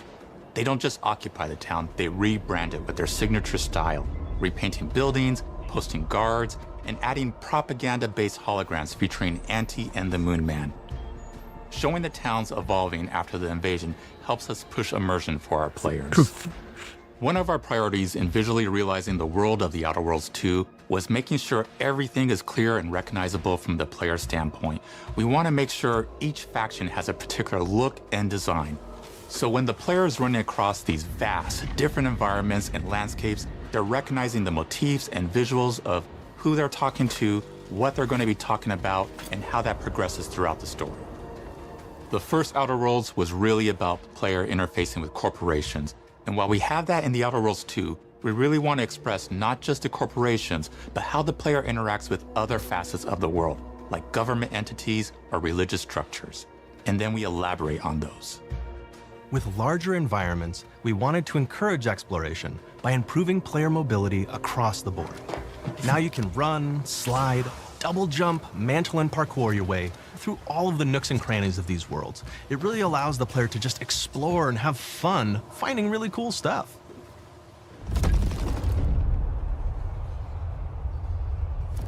We've aimed to make everything in the Outer Worlds 2 better from top to bottom. The RPG elements were the start, but that's touched our story, our art, and especially our gameplay. A good sequel is true to the original. That's first and foremost, right? Like, we all want to add in a bunch of things as you're making a sequel, right? We want to make it bigger and better in every way. That's what we were trying to do here. And I thought, we did not need this consultant. We've made enough sequels. We understand how to do this. And I will say, I don't think it's been entirely successful. I am very proud of the combat improvements we have made in the Outer Worlds 2, thanks to my patented combat system. You may be thinking to yourself, it can't be that good. Shush, what are you even talking about? You haven't seen it yet. Watch this. Put a helmet on, because I'm about to blow all of your minds with my COMBAT system, combat system. My name is Mark, I'm the head of sequels. Shall we begin? You're thinking, what's C for? C, capitalize the fact that the people loved the first game. We're gonna take those people, we're gonna make them buy the sequel, giving out pounds. Quick ones, ha, ha, not you, Dev. Here we go. What comes after C? O. Optimize for player satisfaction. I am terrified of online gamers, okay? I want to make them happy. So let's, okay? All right. Mobilize the players so they're ready for that sweet pre-order. Clap with me. Sweet. If you don't have rhythm, Brandon, just say it. Sweet pre-order. Everybody has a different rhythm, and it's blowing mine. And here we go. B, burglarize. What is this? It's basically just finding new ways to loot dead bodies. You know what I mean? Right, Otis? Okay, well, it's a big part of the game. A, you gotta agonize about how many people are gonna be angry that we have just put so much combat into this thing and almost no romance at all. We should look at ourselves. What is wrong with us, huh? We can't have one love story in this? How many people have been in love? Raise your hands. Raise your hand if you're in love. Okay, are you lying? I have a wife. Put your hand down. T, trois. In French, that means two, sequel. I think that means 3. Okay, you're getting ahead of yourself. Come on, Claire. We're on 2. And how do we end it? Anything is possible. And we've established that we're the best there is, and there's no sequel better than us. And if I could just say one more thing, thank you very much. I know I've kind of changed the world of video games today. For The Outer Worlds 2, we wanted to improve gunplay in every way. We focused on improving the feel of each weapon, the way a weapon snaps into ADS, the way recoil feels when firing, and how impactful our sound effects really sell the weapon's fantasy, to things like how unique reload animation can add a lot of character to each weapon. We've increased the variety of weapons by including new weapon types, but also through a host of fun and unique weaponry. We have things like the Bourse Blaster that fires out tumors that can explode like grenades, or can even be eaten by the player for additional health. We have a weapon called Rookie's Reward that will actually level up the more you use it throughout the game. And every time it levels up, it's got fun fanfare where it's like shooting out confetti and it's got a fun little setup. We have a really fun weapon called the Pop-Up Gun. It fires out ad drones that will distract your enemies with corporate ads, slogans, and jingles. While your enemies are distracted, you can focus fire on them or explode these drones for additional damage. New to The Outer Worlds 2 are throwables. So you can use frag grenades to flush out enemies, smoke grenades to camouflage and escape, distraction devices to bait enemies into a stealth attack,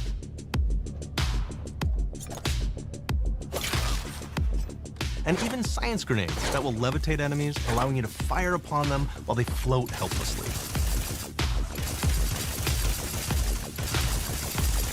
And of course, science weapons are back. We have returning favorites, like the Shrink Ray. This time it's been upgraded so you can shrink your enemy down to the size of a sprat and run over them, exploding them into bits. The Shrink Ray, that was probably my favorite one from the first game, so we brought it into the second game, but we improved it though. So instead of shrinking your enemies for a short period of time and having them re-expand, this time they stay shrunk, and we actually added in the ability to step on them and kind of squish them and kick them, because we knew that that was the player fantasy. We knew that's what everybody wanted to do. They wanted to step on the enemies, they wanted to kick them. So we made sure to double down on that stuff. In addition to things like our returning favorites, we also have some really fun and unique new science weapons.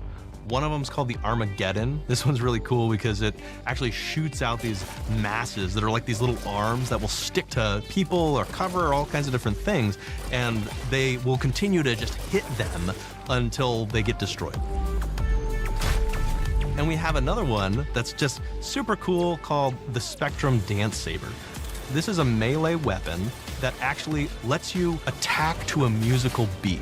And if you continue to do that, you'll actually get additional bonuses each hit you do. One of my personal favorite weapons is called the Big Bang. It's just a big freaking gun that uses material harvested from rifts to shoot out a giant ball of energy, vaporizing everything in its path. Now, ammo's extremely rare for this weapon, but you can use it in just the right situation to devastating effects. Like another great one is Gary. If you wear Gary, he will lash out at your opponents as you're walking through combat. So we even have science armors, and we've really kind of shown off what we thought was really great for the player from a science perspective. We're all about letting people play the game their way.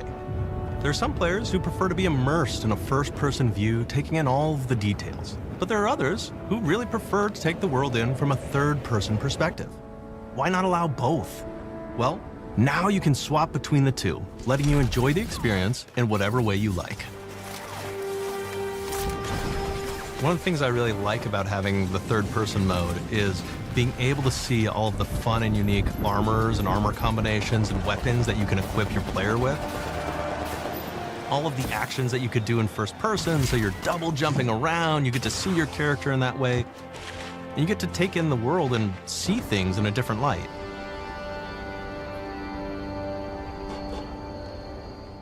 The Outer Worlds 2 is really the biggest game we've ever made. Bigger choices, more reactivity, more weapons, more things to find in each of the worlds the players can visit. The team has done incredible work bringing the Outer Worlds 2 to life, and we can't wait for you to play it. Even though we've always been a multi-project studio, this is going to be the first time we've ever released 3 games in 1 year. It feels amazing to do. We're so excited for more people to be playing our games. It is truly an exciting time here at Obsidian. We're exploring worlds big and small while expanding on franchises that we've created, and we have no plans to slow down. We hope you all continue to come along with us as we do what we do best, make your worlds your way.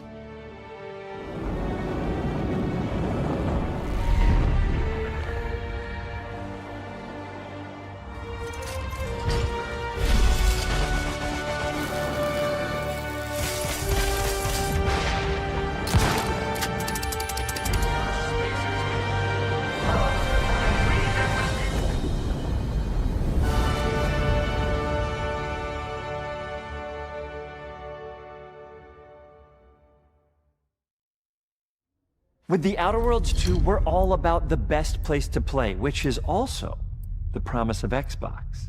You can play The Outer Worlds 2 on this Xbox, but it may be hard to play it when you're staring at all these beautiful holes. Let's cut that. You can play The Outer Worlds 2 on this Xbox. Oh yeah, now that's Microsoft.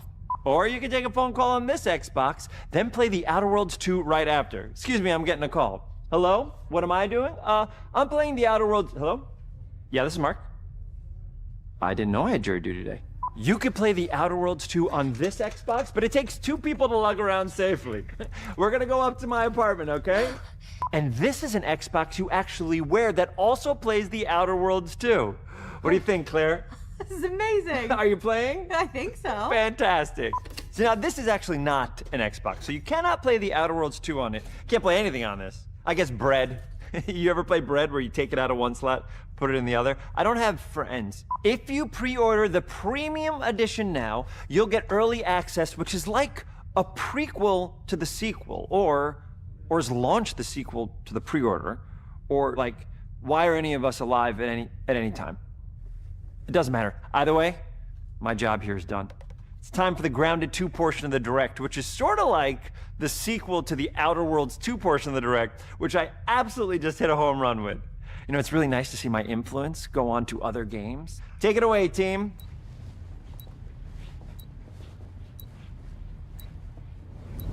And big exit.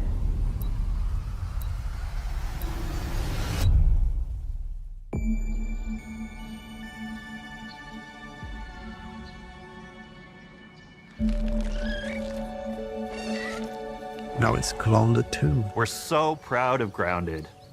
What started as a small passion project to make a quirky game where you're shrunk down to the size of an ant, trying to survive in a backyard, grew into something way bigger than we ever imagined. Over 25 million of you jumped in, explored, built, crafted, and fought off giant bugs together.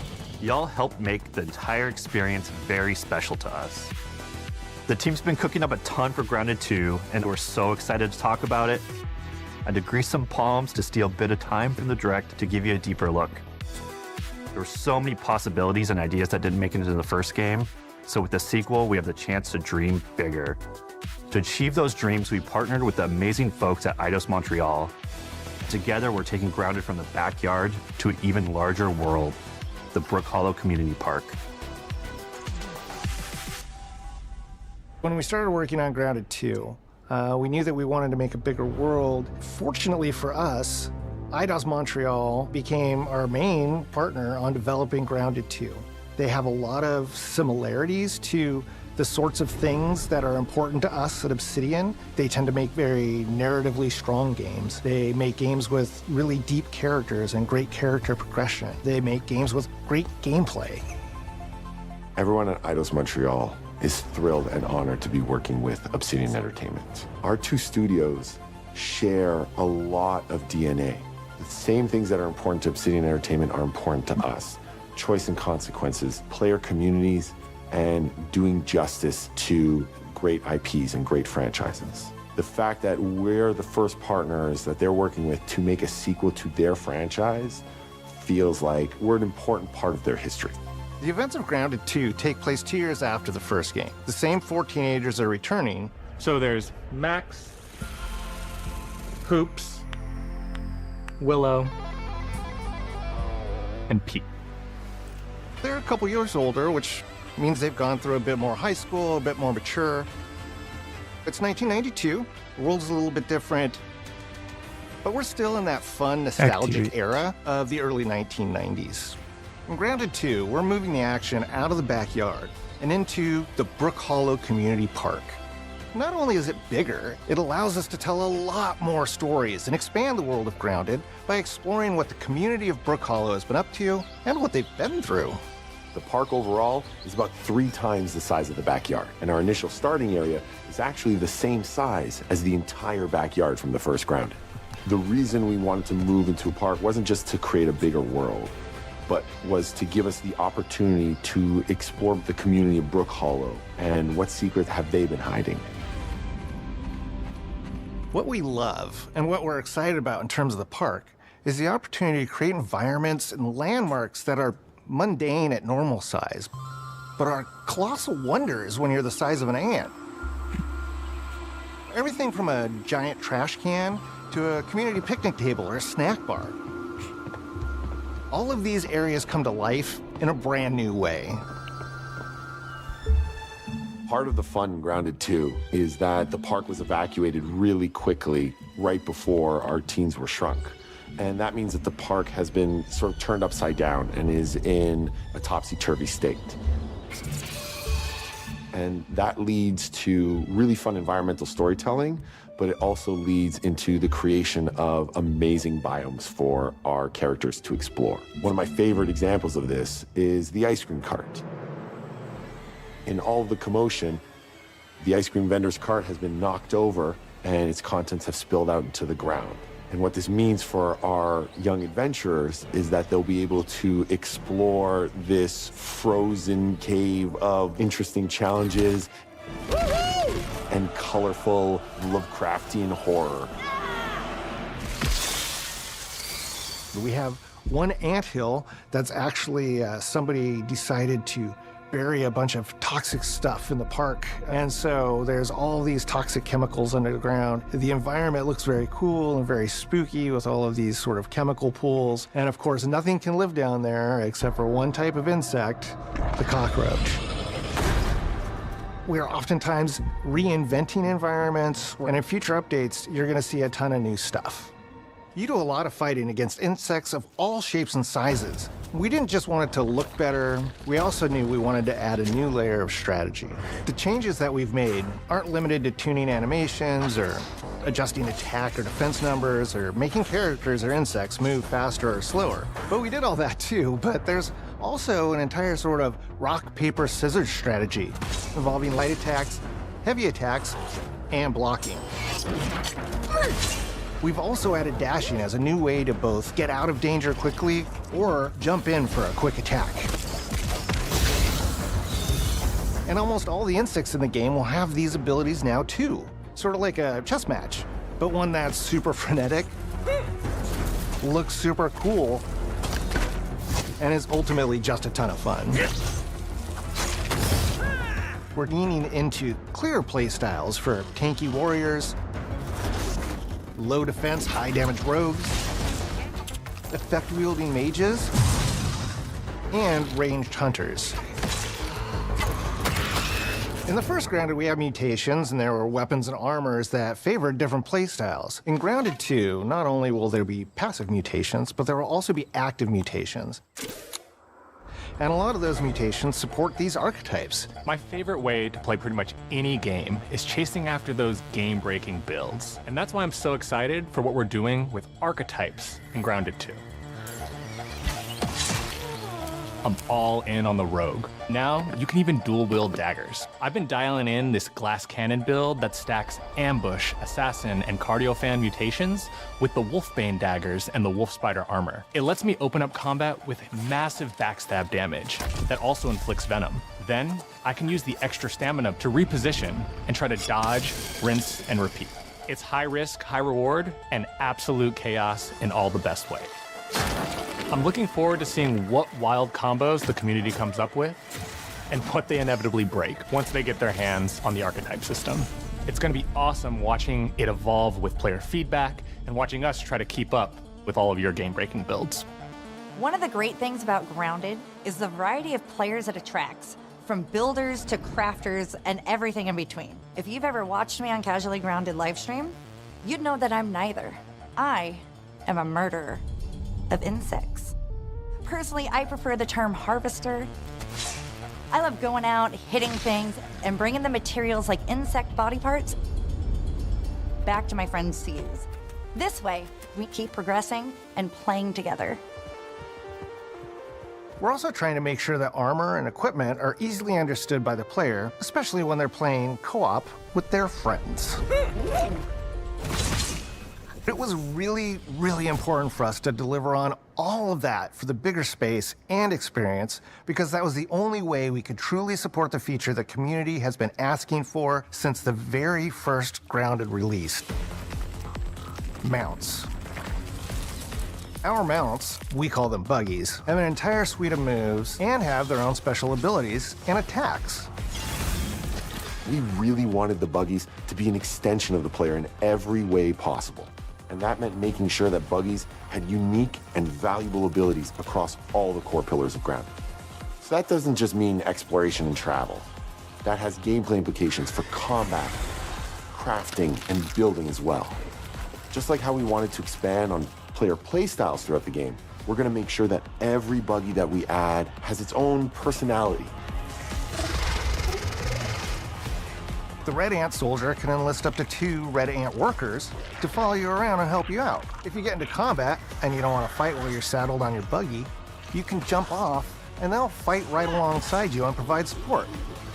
The Orb Weaver buggies are a little less useful when it comes to general utility, like building a base or harvesting, but they're awesome when it comes to combat. Sure, their defenses aren't super strong, but they're heavy hitters. They're also super fast, and they have some great special abilities, like a scream that allows them to stun lesser-powered insects. Lots of interesting games. Just waiting to see how they pan out. And entangle This other one creatures. looks interesting as well. So Grounded 2. the Orb Weavers won't be your base-building buggy. Outer You should Worlds use as the Red well, Ant though. Soldier for that. But they're super fun for exploration and combat. Red Ant Soldiers and Orb Weaver Spiders will be available at Game Well, Preview launch. There will be others in the future, but For those Black are the Ops two we're 7, I starting wish with. there was more of Connection that our gameplay. Grounded community has with us is something we More- want to keep more forging gameplay with the showed, yeah. sequel as we make an But it even does look bigger really game good, than the so, original. yeah. Pretty So much far, from so day good. one, we knew we wanted to return to game preview for Grounded 2. Sure, it comes with some trade-offs, like the game's not done and it's out to the world, but there's so much value in building it alongside the community. Buggies change how you traverse and navigate the park. What we're doing with Grounded 2 is we're actually keeping zip lines held back so we can see how players engage with buggies, and then we can tweak zip lines to bring them back over time to really complement that buggy experience and make exploring the park far more fun.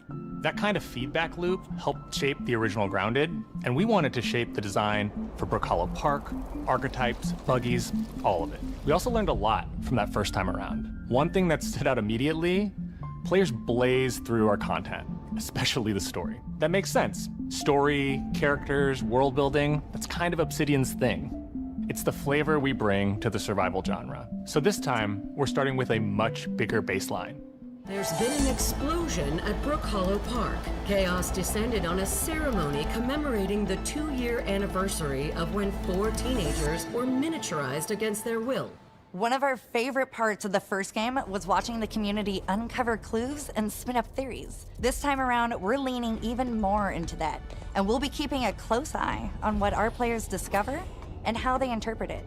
Because you never know what might inspire us as development moves forward. We really started to hit our groove at the end of Grounded 1. We found that being It's open nice, yeah. about what Which we were planning was your and then following favorite? through was key to building I trust don't know, with the maybe community. Outer As a Worlds small 2, I thought team, it was we had to really well experiment done. with update pacing and scope. Was and what we really, found yeah. resonated the most with all The of you edition was really were good. bigger, beefier updates, even if it took us a little And longer you to said, land. did you see that So, PlayStation started that's the removing plan. region restrictions Larger, for the more games complete on updates PC? spaced out Finally, just enough so we can can't believe take your feedback I did not seriously see that, but and then make yeah, every that's drop great count. news. You can expect in our big updates new buggies, new biomes, new building pieces, all the good stuff. And we're launching with a public roadmap so everyone knows what to be excited about in the future. Great news All of because us at yeah, so Obsidian many people in Interactive different and countries IDOS come by. Montreal are super excited The about how Last of close we are Us, to letting all of you and players all of that. get So, shrunk a second so now time that they've and explore started the all-new removing it, park that's good. on Buggies and Grounded 2. If you're More a people returning can play the Grounded player, games. we're really looking forward to you experiencing all the improvements. If this is your first time getting Tiny, then all I can tell you is that a world with an entirely new perspective and an entirely new feel awaits you in Brook Hollow Park. It's time to ride together and survive together.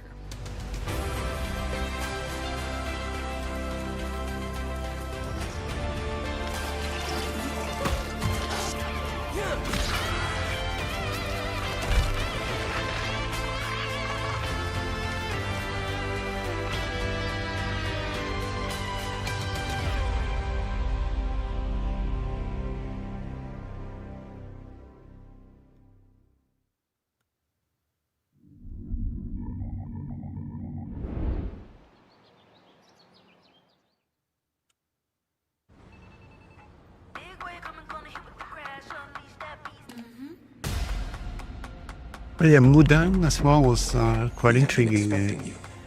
New yeah, Pokemon-like game.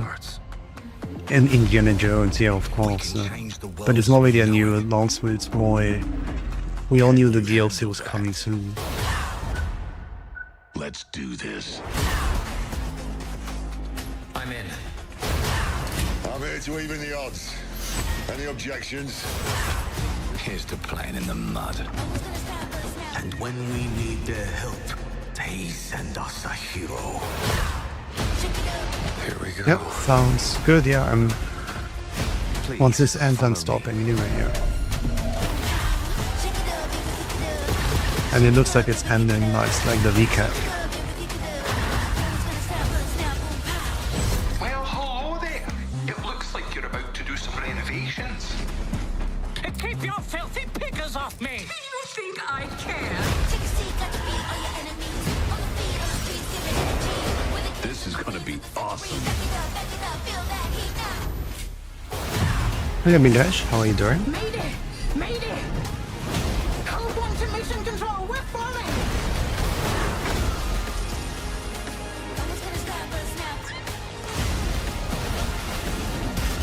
Had enough yet?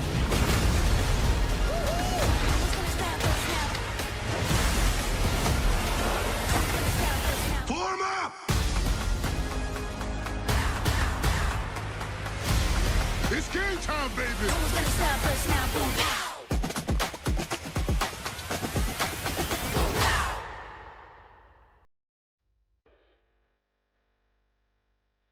Alright, yeah, looks like it's the end then. Let's see, did I get everything in the chat?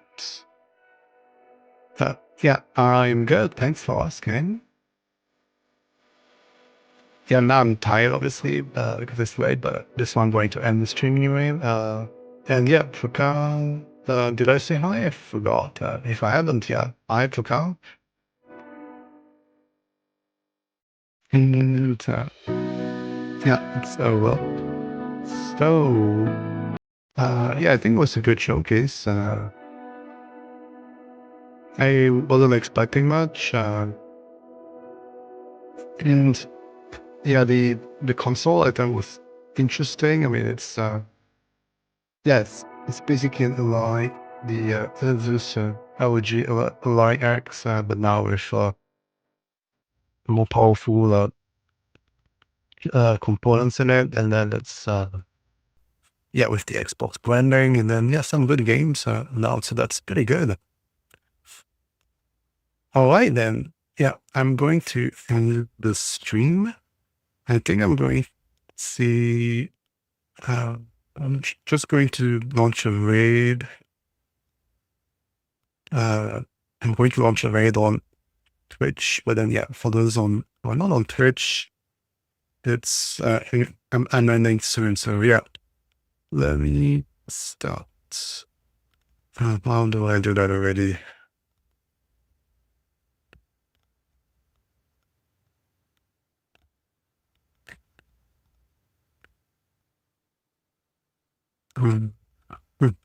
I completely forgot to do raid.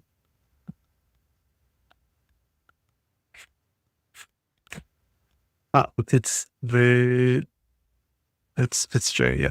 Thanks. That's exactly what I was looking for.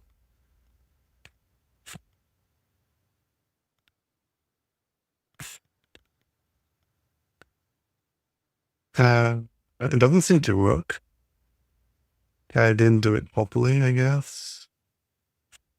Yeah, so those on YouTube, for example, yeah, I'm ending the stream now, so yeah, good night, Artus, and yeah, good night, everybody else. And then for Twitch, I just need to figure out. Oh,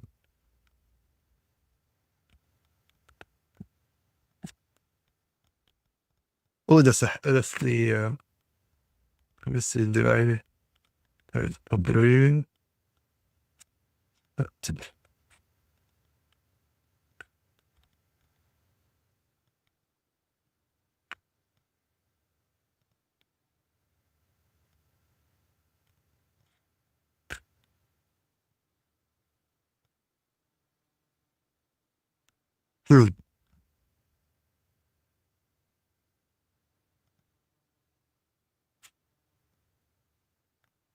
Who valid is using you?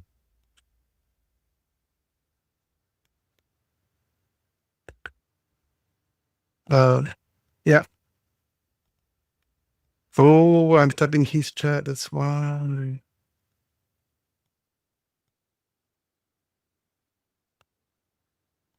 That's a very good point.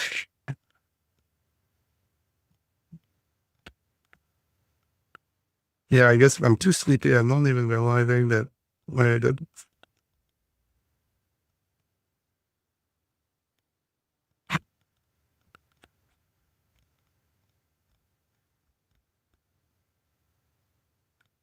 Let's see.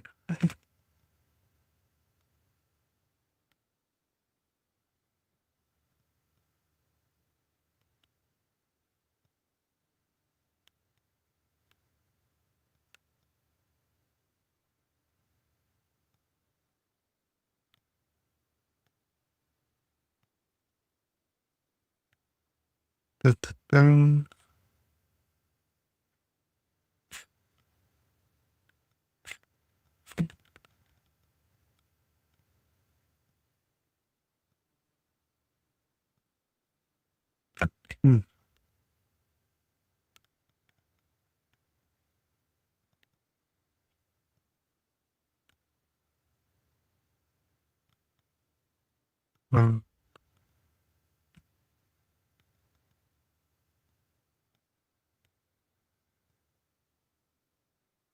Well then, yeah. So I'm going to press on the button start late. So thanks everyone for watching. I really appreciate it. Have a great rest of the day or evening, depending on where you are. Take care and see you soon. Thanks everyone and bye.